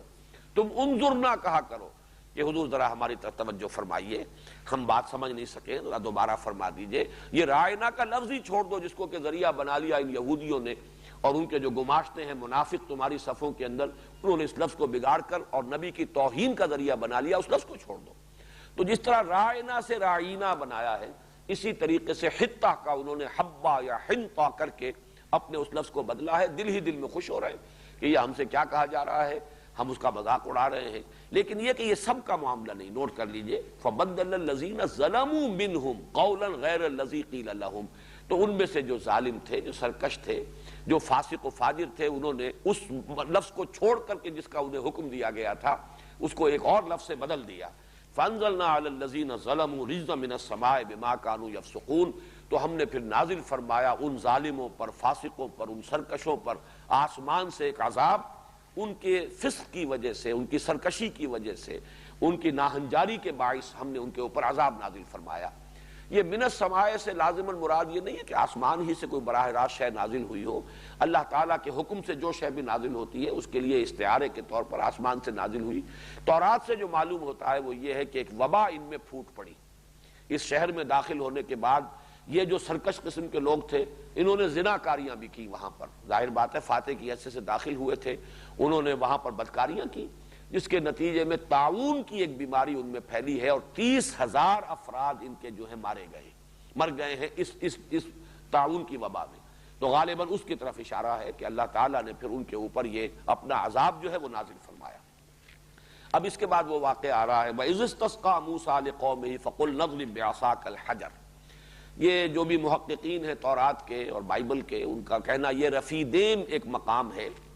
یہ کوہ طور سے اور جہاں سے کراس کیا تھا حضرت موسیٰ علیہ السلام اور ان کی قوم نے مصر سے سینائی پیننسولا میں آنے کے لیے، اس کے تقریباً درمیان میں ایک مقام ہے، اور یہ ایک ایسی جگہ ہے کہ جہاں پانی بالکل نایاب ہے، قطعاً نایاب، وہاں جو ہے ان پر پیاس کی شدت جو ہے شدید ہوئی ہے، اور جیسے کہ میں تفصیل بیان کر چکا ہوں، پوری کی پوری قوم جو ہے حضرت موسیٰ علیہ السلام کے خلاف اٹھ کھڑی ہوئی، شکایت کا اور شکوے کا ایک انداز لے کر، یہاں تک کہ، اور یہ ویسے بات سمجھ میں بھی آتی ہے کہ جب پیاس جان پر بن جائے کسی کے تو واقعہ یہ ہے کہ حواس کا قائم رکھنا کوئی آسان کام نہیں ہے، اور یہ تو قوم بھی ہے جو بنیادی طور پر سرکش قوم، تو اس نے پھر جو روش اختیار کی، تو الفاظ یہ آئے ہیں تورات میں کہ موسیٰ اور ہارون دونوں جا کر اوندھے منہ گر گئے، وہ جو ان کا عبادت گاہ کا خیمہ تھا اس کے دروازے پر انہوں نے گڑ گڑا کر دعائیں کی، اور یہ چیز بھی سمجھ میں آتی ہے جیسے حضور صلی اللہ علیہ وسلم نے جو غزوہ بدر سے قبل کی رات ہے اس میں جس طریقے سے گڑ گڑا کر دعائیں کی ہیں اللہ سے، اور طویل سجدہ کیا ہے کہ پروردگار میری 15 برس کی کمائی جو ہے، 15 برس کی محنت کا حاصل ہے جو میدان میں میں نے لا کر ڈال دیا ہے، اے اللہ اگر تو نے ہمیں فتح نہ دی اور اگر مدد نہ فرمائی تو پھر قیامت تک تیرا نام لینے والا کوئی نہیں ہوگا۔ یہ الفاظ بھی آپ کی زبان مبارک سے نکلے ہیں، اس لیے کہ آخری نبی میں ہوں، آخری رسول میں ہوں، اور میری 15 برس کی کمائی یہ ہے۔ تو اسی طرح کی دعا جو ہے حضرت موسیٰ علیہ السلام نے حضرت ہارون دونوں نے کی ہے، تو اللہ نے حکم دیا کہ اپنا عصا لے کر چلو اور قوم کے بڑے سرداروں کو بھی ساتھ لو، اور فلاں چٹان جو معین ہے اس پر جا کر ضرب لگاؤ۔ 2 مرتبہ حضرت موسیٰ علیہ السلام نے ضرب لگائی اور اس میں سے 12 چشمے پھوٹ بہے۔ اس میں مولانا مودودی نے بھی بہت یعنی اختصار سے حوالہ دیا ہے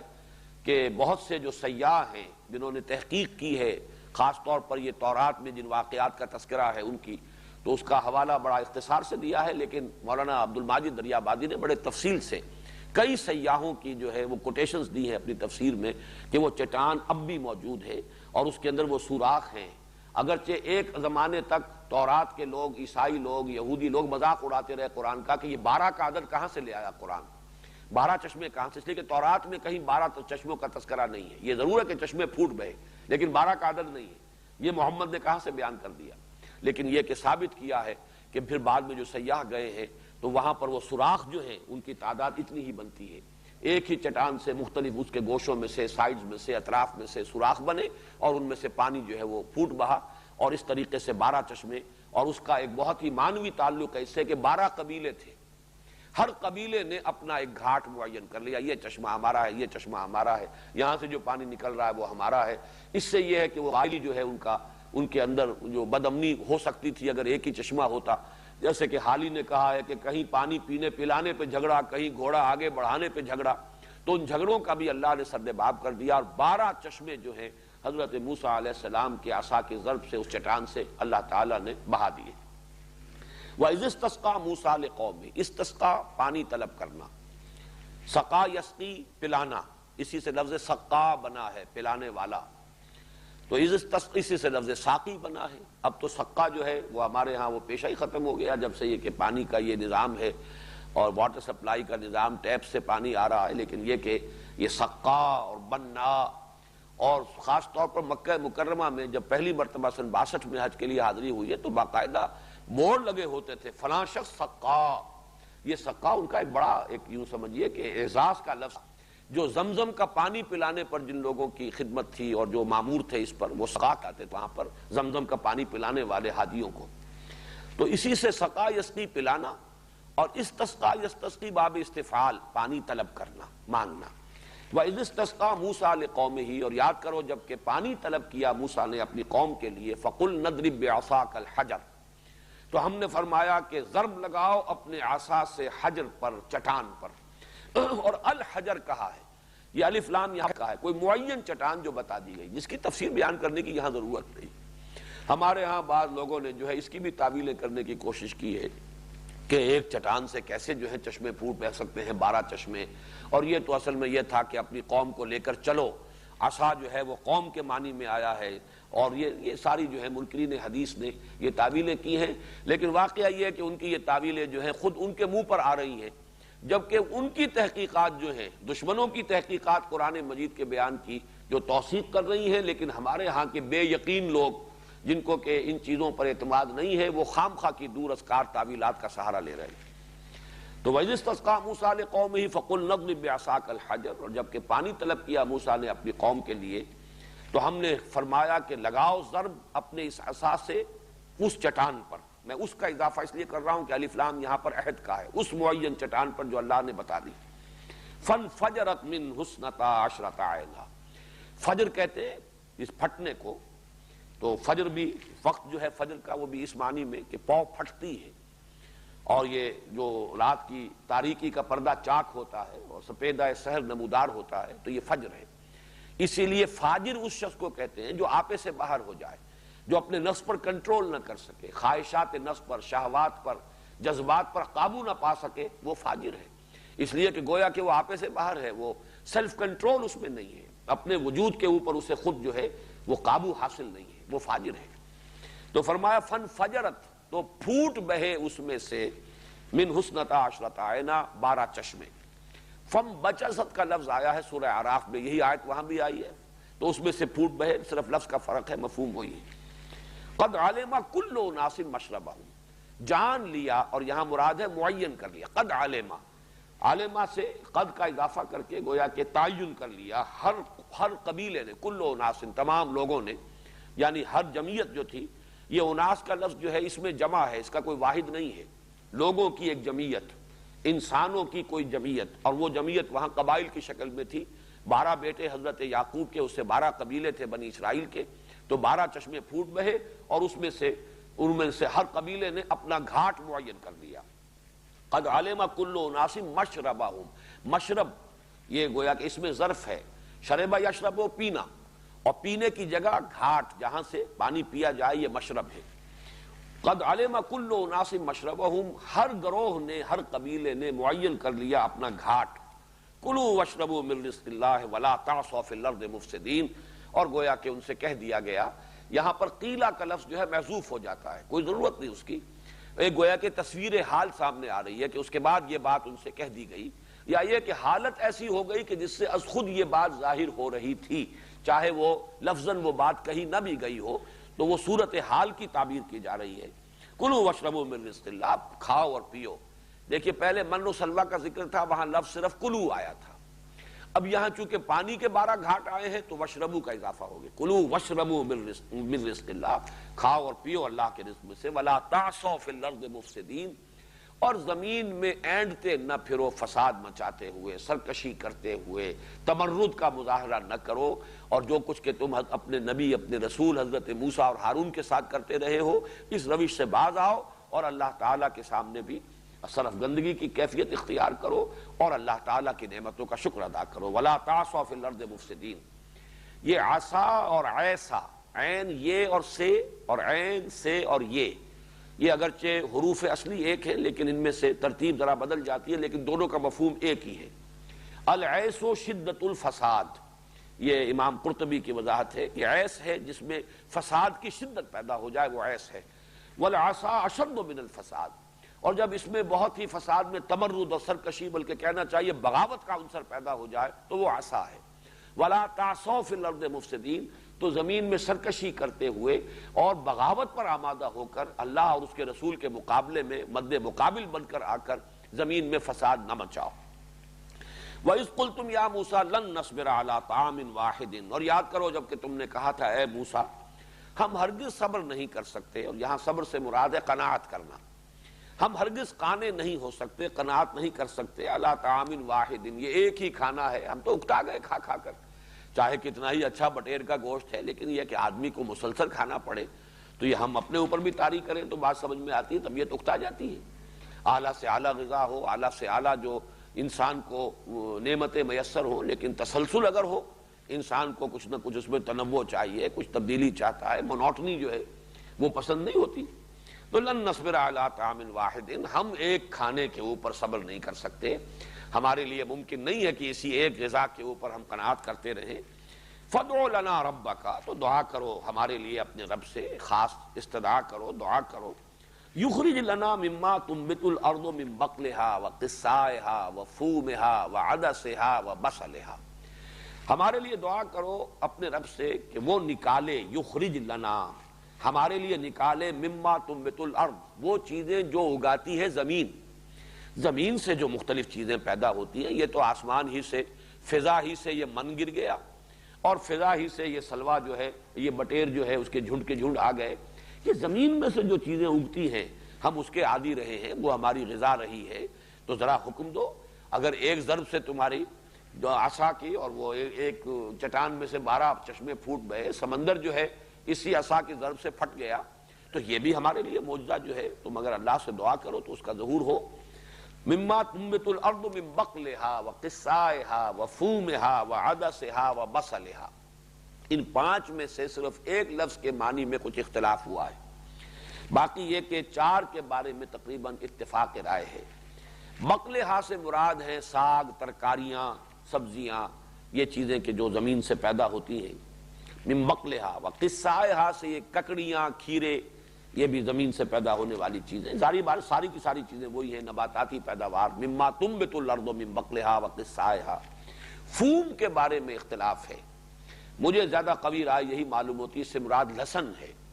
تھوم اور فوم، تھوم جو ہمارے یہاں پنجابی میں بھی لفظ آیا ہے، معلوم ہوتا ہے کہ یہ وہی لفظ ہے کہ جس نے پنجابی میں یہ شکل اختیار کی ہے، اور یہ لہسن کے لیے ہے، اور بہت سے ہمارے مفسرین کی رائے بھی ہے، لیکن بعض حضرات نے یہ گیہوں اور اناج کے معنی میں اس کو لیا ہے۔ بہرحال میں اس میں کوئی نہیں کر سکتا کہ اس کی دلیل کیا ہے، یہ لغت کی وہ باریکیاں ہیں کہ جس کی تحقیق کا موقع نہیں ہے۔ فومہا وعدسہا وبصلہا، عدس کہتے ہیں مسور کی دال، اور بصلہا پیاز۔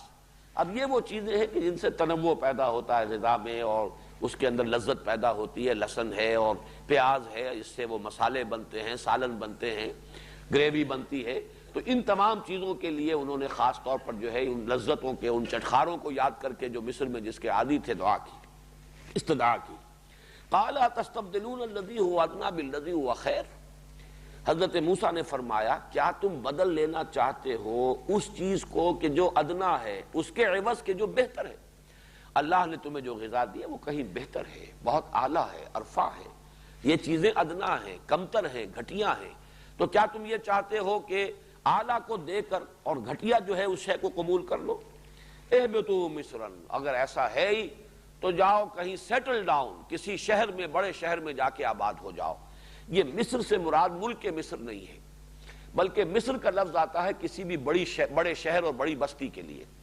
چنانچہ ہماری فقہ کی کتابوں میں مصر جامع اس کو کہا جاتا ہے کہ وہ شہر جس میں کہ جمعے کی نماز ہو سکے. یہ فقہ کا مسئلہ ہے کہ گاؤں میں، دیہات میں یہ جمعے کی نماز نہیں ہوا کرتی تھی، بلکہ جمعے کی نماز مصر جامع، ایسا شہر کہ جس میں کافی جمعیت آباد ہو، جس میں کہ حکومت کا بھی کوئی نہ کوئی کارندہ جو ہے وہ موجود ہو. کم سے کم یہ کہ آج کل جو ہماری اصطلاحات ہیں وہ گرداور قانون گو کا کوئی حلقہ ہو، اس کی کوئی حیثیت ہوتی ہے اس علاقے میں. اس لیے کہ جمعے کا نظام جو ہے اسلام میں وہ در حقیقت حکومت کے نظام کے ساتھ انٹیگریٹڈ ہے. یہ علیحدہ سے اپنے طور پر جمعے جو ہے انفرادی طور پر جس نے چاہا جمعے کی نماز جو ہے وہ شروع کر دی، اس کا اسلامی ریاست میں کوئی امکان نہیں. تو فقہ میں بحثیں یہی ہوتی ہیں مصر جامع. اور یہی بات مجھے معلوم ہوئی جب میں مصر گیا تھا کچھ دنوں کے لیے، تو وہاں لفظ مصر کا اطلاق وہ جو مصری لوگ ہیں وہ قاہرہ پر کرتے ہیں. مثلا یہ کہ پورٹ سعید جب میں گیا یا اسی طریقے سے دوسرے شہروں میں جانا ہوا، کسی پوچھا کہاں جا، مصر جا رہا ہوں، اور میں حیران ہوتا تھا مصر جا رہے ہیں، مصر میں تو ہو تم، یہ پورا ملک جو ہے اس کا نام مصر ہے، لیکن وہ مصر قاہرہ کو کہتے ہیں، مصر، بلکہ وہ مصر نہیں کہتے، مصر کہتے ہیں. تو مصر میں جا رہا ہوں میں، یعنی یہ کہ وہ قاہرہ کا سفر کر رہا ہوں. تو مراد یہ ہے کہ اگر تمہیں یہی چیزیں چاہیے تو اب تمہیں کہیں سیٹل ہونا پڑے گا تاکہ کاشت کرو، اگاؤ اب زمین سے. اہبطوا مصرا، اور یہاں وہ لفظ آ گیا جس کے بارے میں نے وہ چوتھے رکوع میں جب لفظ آیا تھا حضرت آدم علیہ السلام سے جب کہا گیا اہبطوا منہا، تو اس کا یقیناً یہ مطلب بھی ہو سکتا ہے کہ کہیں کسی جگہ آسمانوں میں کہیں وہ جنت تھی آزمائشی جہاں حضرت آدم اور حضرت حوا کو رکھا گیا اور پھر وہاں سے اترنے کا حکم دیا گیا. لیکن یہ اہبطوا کا لفظ جو ہے وہ اس کے حوالے سے اگر پڑھا جائے القرآن یفسر بعضہ بعضا، تو یہاں ظاہر بات ہے یہ اہبطوا جو ہے کہیں آسمان سے زمین پر اترنے کے لیے نہیں ہے، بلکہ صحرا نوردی کی اس زندگی کو چھوڑ کر سیٹل ڈاؤن سم ویئر، کہیں جا کر آباد ہو جاؤ. اس لیے کہ صحرا نوردی میں تو قافلے ہیں، آج یہاں کل وہاں، آج یہاں پڑھاؤ کل وہاں پڑھاؤ. لیکن اگر تمہیں واقعتاً انہی چیزوں کی طلب ہے اور اتنی شدید طلب ہے تو پھر سیٹل ڈاؤن سم ویئر، کسی شہر کے اندر کسی بستی میں آباد ہو جاؤ. فَإِنَّ لَكُمْ مَا سَأَلْتُمْ، تو تمہیں مل جائے گا جو کچھ کہ تم نے مانگا، جو تم چاہتے ہو پھر تمہیں اسی طریقے سے ملے گا. یہ موجزانہ طور پر یہ چیزیں تمہیں عطا نہیں کی جائیں گی. موجزانہ طور پر وہ چیزیں دی گئیں جو بالکل ناگزیر تھی. جہاں کھانے کے لیے کچھ نہیں تھا تمہارے لیے من و سلوہ کر دیا گیا، اب وہ ضرورت پوری ہو گئی ہے. اب اگر اس پر تم صبر نہیں کر رہے ہو تو پھر اس کے لیے جو بھی تمہارے طریقے ہیں، دنیا کے جو عام مادی ذرائع ہیں اس کے مطابق کاشتکاری کرو اور حاصل کرو. تمہارے لیے پانی بہرحال ایک ضرورت تھی اور کوئی اور ذریعہ نہیں تھا، اللہ تعالیٰ نے معجزے کے ذریعے سے 12 چشمے تمہیں عطا کر دیے. لیکن یہ ہے کہ اب اگر تم اس پر ان کی ناقدری کرتے ہو تو پھر جو ہے، جو دنیا کا معمول ہے، جو اس کے قواعد ہیں، جو طبی قواعد ہیں، ان کے تحت کوشش کرو. اس کے بعد اب وہ آیت کے الفاظ آ گئے ہیں جس کے بارے میں نے کل عرض کیا تھا کہ ان دو رکوعوں میں نہ صرف یہ کہ اللہ تعالیٰ نے وہ فرد جرم جو ہے ان واقعات کے حوالے سے عائد کی ہے بنی اسرائیل پر، بلکہ فیصلہ بھی سنا دیا ہے. یہ ان منیچر گویا کہ ان دو رکوعوں میں وہ پوری فرد جو ہے فرد جرم مکمل ہو جاتی ہے. 9.25 رکوعوں میں پھر ابھی ان کی تفاصیل بھی آئیں گی، کچھ اور اضافی واقعات بھی آئیں گے. اور ایک اور فرق بھی ہے کہ ان دو رکوعوں میں زیادہ تر واقعات کا بیان ہے. اعتقادی گمراہیاں، ان کے فکر و نظر میں جو کجی پیدا ہوئی وہ آگے چلے گی بات، اور وہ 8ویں رکوع سے اس کا سلسلہ شروع ہوگا. اگرچہ کچھ واقعات بھی آئیں گے لیکن زیادہ اب آئیں گے اعتقادی، جو ان کے اندر جو گمراہیاں پیدا ہوئیں، انہوں نے فکری اور نظری طور پر جو ٹھوکریں کھائی ہیں، ان کا ذکر آگے آئے گا زیادہ. اس اعتبار سے وہ ہمارے لیے زیادہ اہم حصہ ہوگا، اس لیے کہ وہی چیزیں جو ہمارے ہاں بھی پیدا ہوئی ہیں. باقی تاریخی اعتبار سے اس طرح کے معجزات سے ہماری تاریخ جو ہے وہ تقریباً خالی ہے. حضور صلی اللہ علیہ وسلم نے جو کچھ کیا ہے 23 برس میں، جو بھی محنت کر کے آپ نے انقلاب برپا کیا، وہ جد و جہد سے، عمل سے، انسانی ہیومن ایفرٹ، ہیومن سٹرگل، اس کے اندر ان معجزات کا دخل تقریباً نہ ہونے کے برابر ہے۔ کوئی من و سلوہ نازل نہیں ہوا، حالانکہ 3 برس تک حضور صلی اللہ علیہ وسلم اور بنو ہاشم جو ہیں وہ محصور رہے ہیں اس شیب بنی ہاشم کے اندر، اور فاقوں کی انتہائی شدت جو ہے وہ بھی آئی ہے، من و سلوہ نازل نہیں ہوا۔ اس لیے کہ حضور صلی اللہ علیہ وسلم پر جو تکمیل ہوئی ہے نبوت و رسالت کی، اس کا ایک مظہر یہ بھی ہے کہ انسانیت کا مقام جو ظاہر ہوا ہے وہ حضور صلی اللہ علیہ وسلم کی سیرت مطہرہ کے ذریعے، کہ انسان میں اللہ نے کیا کچھ رکھا ہوا ہے، انسانی جد و جہد، ہیومن سٹرگل سے کیا کچھ اچیو کیا جا سکتا ہے۔ وہ جو اقبال نے کہا ہے کہ فکر انسان پر تیری ہستی سے یہ روشن ہوا ہے، پرے مرغ تخیل کی رسائی تاک ہو جا، تو واقعہ یہ ہے کہ حضور صلی اللہ علیہ وسلم پر اس شعر کا انطباق ہوگا اس اعتبار سے کہ حضور کی 23 سالہ جو جد و جہد ہے اس کے ذریعے یہ ثابت ہوا ہے کہ ہیومن ایفرٹ، ہیومن سٹرگل، انسانی جد و جہد سے کیا کچھ اچیو کیا جا سکتا ہے، اس میں معجزات کا دخل نہ ہونے کے برابر۔ معجزات طلب کیے گئے اور کورا کورا جواب دیا گیا، قرآن مجید میں ایسے معجزے نہیں دکھائے جائیں گے، بس یہ معجزہ قرآن ہے، جس کو ماننا ہو اس کے ذریعے سے مانے، جو نہیں ماننا چاہتا ہے وہ دفع ہو۔ اللہ تعالیٰ کو کسی کی احتیاج نہیں ہے، اللہ تعالیٰ نے حق کو واضح کیا بیان کر دیا اس قرآن کے اندر۔ بہرحال وہ آیت جو ہے آ رہی ہے، آیت کا وہ ٹکڑا بلکہ پوری آیت نہیں، وَضُرِبَتْ عَلَيْهِمُ الذِّلَّةُ وَالْمَسْكَنَةُ وَبَاءُوا بِغَضَبٍ مِّنَ اللَّهِ۔ ضُرِبَتْ عَلَيْهِمْ، ان پر دے ماری گئی۔ یہ دے مارا جانا جو ہے، ضربہ علی کسی شے کا کسی پر تھوپ دیا جانا، جیسے کبھی بچپن میں ہم نے تو دیکھا تھا عورتیں جب اپلے بناتی تھیں تو اپلوں کو تھوپتی تھی، وہ زور سے مارنا دیوار پر تاکہ وہ چمٹ جائیں اس کے ساتھ۔ اسی طریقے سے گیلی مٹی ہے اس کو بھی اگر لیپنے پوتنے کے لیے استعمال کرنا ہے تو پہلے اس کو زور کے ساتھ دیوار پر مارا جاتا ہے تاکہ وہ اس کے ساتھ اس کی ایک جو ہے اس کا تعلق قائم ہو جائے، پھر جو ہے اس کو پھیلایا جاتا ہے۔ تو اسی اعتبار سے لفظ لایا گیا ضربت علیہم الذلہ، ان پر ذلت مسلط کر دی گئی، دے ماری گئی ان پر ذلت، والمسکنہ، اور مسکنت، مسکنت کا لفظ جو ہے وہ آتا ہے کم ہمتی کے لیے۔ مسکین کہتے ہیں اس شخص کو، جیسے کہ آپ کہتے ہیں نیورستھینیا کا مریض ہے کوئی شخص، دیکھنے میں بڑا ہٹا کٹا ہے، جوان ہے، لہیم شہیم ہے، لیکن اعصابی کمزوری ہے کہ جنبش نہیں کر پا رہا، ہمت نہیں ہے، حرکت نہیں کر سکتا، اعصابی کمزوری۔ اسی طرح مسکنت کا مفہوم ہے کہ کم ہمتی انسان میں پیدا ہو جائے۔ وَبَاءُوا بِغَضَبٍ مِّنَ اللَّهِ، باؤ آتا ہے لوٹنے کے لیے، جیسے باؤ آبا یعوبو ہے اسی طریقے سے حروف اصلی وہی ہے، ترتیب بدلی ہوئی ہے، لوٹنا پلٹنا، وہ اللہ کا غضب لے کر لوٹے، یعنی مستحق ہوئے اللہ کے غضب کے۔ یہ اب مغضوب علیہم قوم ہے، اللہ تعالیٰ نے اس قوم کو مغضوب علیہم قرار دیا ہے۔ ذالک بانہم کانوا یکفرون بآیات اللہ، یہ اس لیے کہ یہ لوگ اللہ کی آیات کا انکار کرتے رہے، اللہ تعالیٰ کی آیات کی ناقدری کرتے رہے، انکار کرتے رہے۔ وَيَقْتُلُونَ النَّبِيِّينَ بِغَيْرِ الْحَقِّ، اور ان انبیاء کو قتل کرتے رہے ناحق۔ ایک تو یہ کہ قتل نبی بہت بڑا جرم، پھر یہ کہ اس کے لیے جو ان کے مقدمات جس طور سے انہوں نے قائم کیے اس میں جو بھی یعنی ایک کامن سینس کے جو تقاضے ہیں وہ بھی پورے نہیں کیے، بلکہ گویا کہ بڑی دھاندلی کے ساتھ انہوں نے نبیوں کو قتل کیا ہے، جن میں سے خود تورات میں حضرت یسعیاہ نبی، حضرت یرمیاہ نبی، حضرت زکریا نبی اور حضرت یحییٰ، ان کے قتل کا ذکر موجود ہے۔ قرآن مجید میں صرف حضرت یحییٰ کا ذکر موجود ہے کہ انہیں قتل کیا گیا۔ حضرت عیسیٰ علیہ السلام کو چونکہ وہ رسول تھے، یہ سارے نبی ہیں، لیکن حضرت عیسیٰ رسولا الی بنی اسرائیل، تو انہوں نے تو قتل کرنا جو ہے اس کا اپنی حد تک پورا جو ہے انہوں نے کر لیا، لیکن یہ کہ اللہ تعالیٰ نے انہیں بچایا اور انہیں زندہ آسمان پر اٹھایا، یہ اللہ تعالیٰ کا معاملہ ہے۔ لیکن ان کے جو جرائم کی فہرست میں گویا کہ یہ قتل انبیاء میں پھر سب سے اونچا جو اور سب سے گھناؤنا معاملہ آئے گا وہ حضرت یحییٰ اور حضرت عیسیٰ کا علیہ السلام۔ یقتلون النبیین بغیر الحق، چنانچہ یہ بھی مولانا عبد الماجد دریابادی کی تفسیر میں دیکھ رہا تھا کہ کچھ محققین، 2 وکلاء، ایک پیرس کے اور ایک کوئی لندن کے، ایک انگریز اور ایک فرانسیسی، انہوں نے بڑی محنت کی ہے، انہوں نے وہ سارے جو مقدمہ قائم کیا گیا تھا حضرت مسیح علیہ السلام پر یہودیوں نے، اور رومنز کی وہ عدالت تھی، اس لیے کہ رومی تھے اصل میں حکمران وہاں، یہودیوں کو اس وقت جو ہے وہ ایک اٹانومی حاصل تھی، لیکن یہ کہ اصل حکومت جو ہے وہ رومیوں کی تھی۔ پائلیٹس پونٹس جو ہے وہ گورنر تھا اس وقت، جس کے ذریعے سے پھر انہوں نے حضرت عیسیٰ علیہ السلام کے لیے سولی پر چڑھائے جانے کی سزا جو ہے حاصل کی ہے۔ اس پورے مقدمے کا ریکارڈ اور اس کی تفاصیل انہوں نے بحث کر کے اور پھر یہ ثابت کیا ہے کہ کس قدر دھاندلی کے ساتھ، کس قدر جھوٹ انہوں نے بولے، اور کس طریقے سے کہ قانون کے اور کامن سینس کے اور فیئر ڈیلنگ کے تمام تقاضوں کو رونتے ہوئے انہوں نے تلے ہوئے تھے کہ ہر صورت میں مسیح کو تو سولی پر چڑھوانا ہی ہے۔ تو اس کی تفصیل بھی یہ تمام چیزیں جو ہیں ظاہر بات ہے میرے مطالعے کے دائرے میں نہیں ہیں، میں اسی لیے آپ کو صرف حوالہ دے رہا ہوں کہ جو حضرات حوالوں کے خواہش مند ہو وہ مولانا عبدالماجد دریابادی کی تفسیر سے رجوع کریں۔ ذالک بما عصوا وکانوا یعتدون، یہ اس لیے ہوا کہ انہوں نے نافرمانی کی روش اختیار کی اور وہ حد سے بڑھتے رہے۔ اعتداء کہتے ہیں وہ بھی حد سے بڑھ جانا، تعدی کرنا، اعتداء باب افتعال ہے، اور عصیان معصیت نافرمانی۔ اب میں ایک بات جو عرض کرنا چاہتا ہوں، وقت بہت تھوڑا سا ہے، وہ دوسری آیت بھی لگا دو جو سورہ آل عمران کی ہے۔ سورہ بقرہ اور سورہ آل عمران کے بارے میں یہ بات میں شروع میں عرض کر چکا ہوں کہ یہ آپس میں بہنیں ہیں، جوڑے کی حیثیت رکھتی ہیں،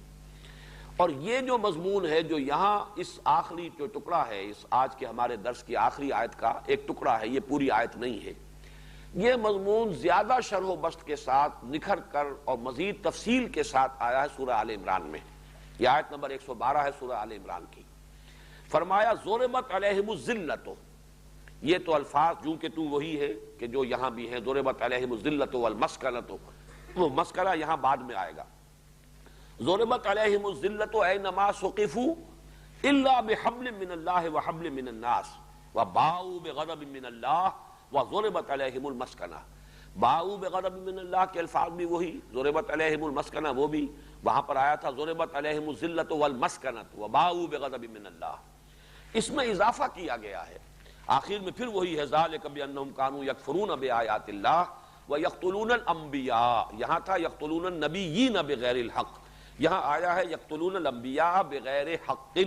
ذالک بما عصوا وکانوا یعتدون۔ یہ انہی الفاظ پر آیت ختم ہوئی ہے جن پر کہ سورہ بقرہ کی وہ آیت جو آج ہمارے درس میں آخری آیت کے طور پر شامل ہے۔ اس میں جو اضافہ ہے اینما ثقفوا الا بحبل من اللہ وحبل من الناس، یہ ہے ٹکڑا جو میں چاہتا ہوں کہ اچھی طرح آپ سمجھ لیجئے، اس لیے کہ اس آیت پر ایک اشکال ذہنوں میں پیدا ہوتا ہے کہ قرآن تو کہتا ہے کہ ان پر ذلت اور مسکنت جو ہے تھوپ نہیں گئی،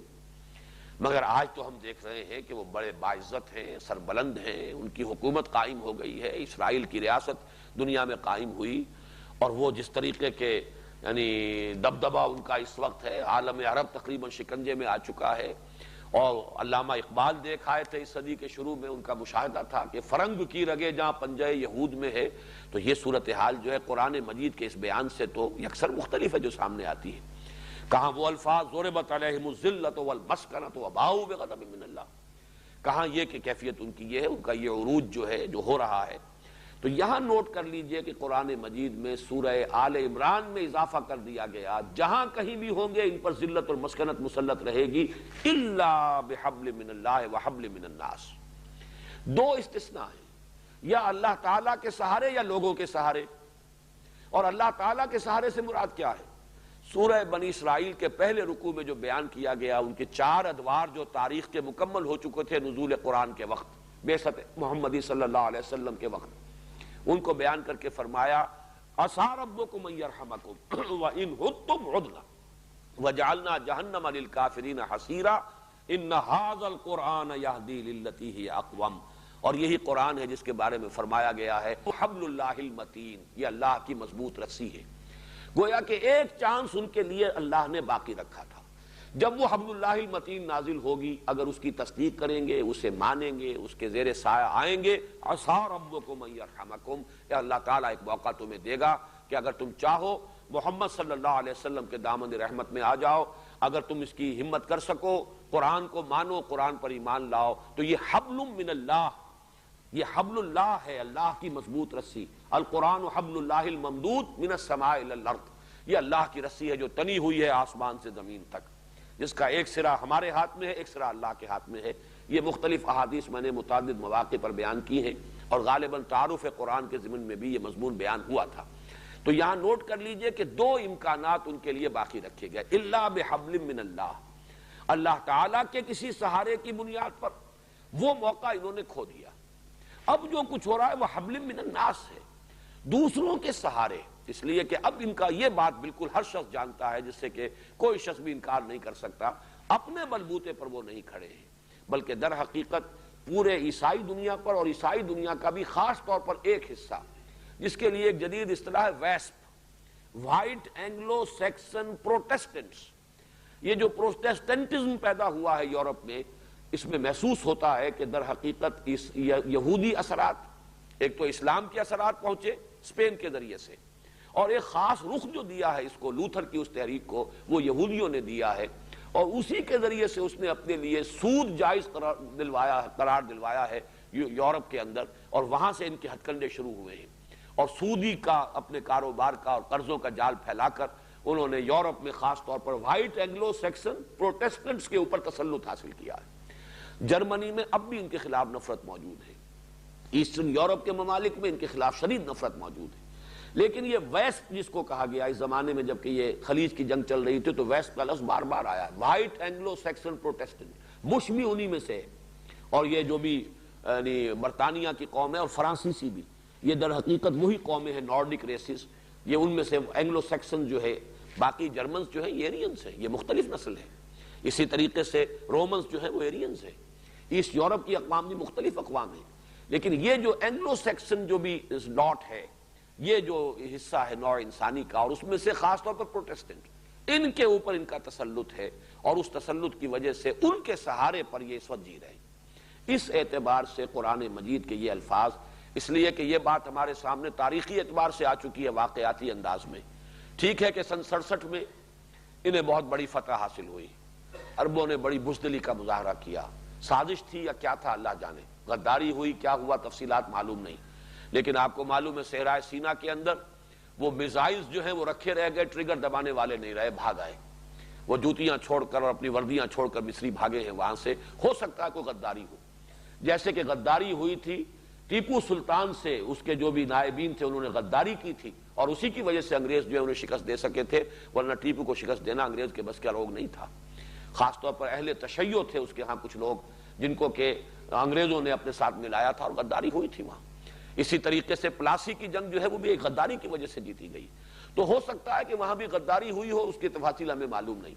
لیکن پھر یہ کہ 1973 کی رمضان وار جس کو کہتے ہیں، اس میں مصریوں نے اپنے ماتھے سے وہ کلنک کا ٹیکہ دھو دیا، بار لیو لائن جسے اسرائیل نے کہا تھا کہ اس کو کراس نہیں کیا جا سکتا، ناممکن، اور یوم کپور جو ہے وہ ان کی عید تھی، عید کفارہ اس کو کہنا چاہیے، کپور کا لفظ جو ہے جو آپ پڑھتے ہوں گے اخبارات میں، یہ در حقیقت کفارہ ہے، یہ لفظ عبرانی کے اور جو عربی کے قریب قریب ہیں۔ چنانچہ ایک مرتبہ میں گھوم رہا تھا شکاگو میں، تو ایک سینیگوگ کے پاس سے میرا گزر ہوا، سینیگوگ تقویٰ، تو میں نے وہاں کے ساتھیوں سے پوچھا جو رہتے ہیں اسی بستی میں کہ یہ کبھی آپ نے غور کیا لفظ کیا ہے؟ کہا نہیں، میں نے کہا یہ تقویٰ ہے، سینیگوگ تقویٰ، یہ مسجد تقویٰ ہے، یہ الفاظ جو بہت مشترک ہیں، یہود کے اور تورات کی اصطلاحات اور قرآن مجید کی اصطلاحات، ہماری دین کی عربی زبان کی بنیادی اصطلاحات میں بہت قریب۔ یوم، اب یوم عربی کا لفظ ہے، یوم کپور، یوم کفارہ، کفارے کا دن ہے، وہ گناہوں کے کفارے کے لیے ان کی ایک عید ہے، تو یہ عید کفارہ ہے۔ بہرحال اس دن جو حملہ کیا ہے، اور جیسا کہ آپ کے علم میں ہے کہ گولڈا مائر جو ہے وہ خودکشی کرنے تک کا فیصلہ کر چکی تھی، امریکہ سے پھر جو وہ عام سپلائی ہوئی ہے، اور ایک فضائی پل گویا کہ اس وقت بھی جیسے کہ یہ اب خلیج کی جنگ کے دوران ہوا ہے کہ مسلسل معلوم ہوتا تھا کہ ایک کے بعد دوسرا دیو ہیکل طیارہ چلا آ رہا ہے، جیسے کہ کوئی پل بند گیا ہو، اور اس تسلسل کے ساتھ اسی طرح اس وقت ہوا تھا۔ تو اصل میں اگر ان کا کوئی سہارا ہے، اور یہ وہ آخری ہے، چراغ جو ہے بجھنے سے پہلے بھڑکتا ہے، یہ اس کی آخری بھڑک ہے، لیکن بہرحال اس کے بعد آخری تباہی بھی ان کی آئے گی، لیکن یہ دوسری بات ہے کہ ان کی آخری تباہی سے قبل مسلمانوں پر ان کے ہاتھوں اللہ تعالیٰ کا عذاب جو ہے اس کے کوڑے برسنے والے ہیں، جو ہماری آنکھوں کے سامنے اب نظر آ رہا ہے۔ اللہ تعالیٰ اس سے ہمیں اپنی پناہ میں رکھے۔ بارک اللہ لی ولکم فی القرآن العظیم ونفعنی وإیاکم بالآیات والذکر الحکیم۔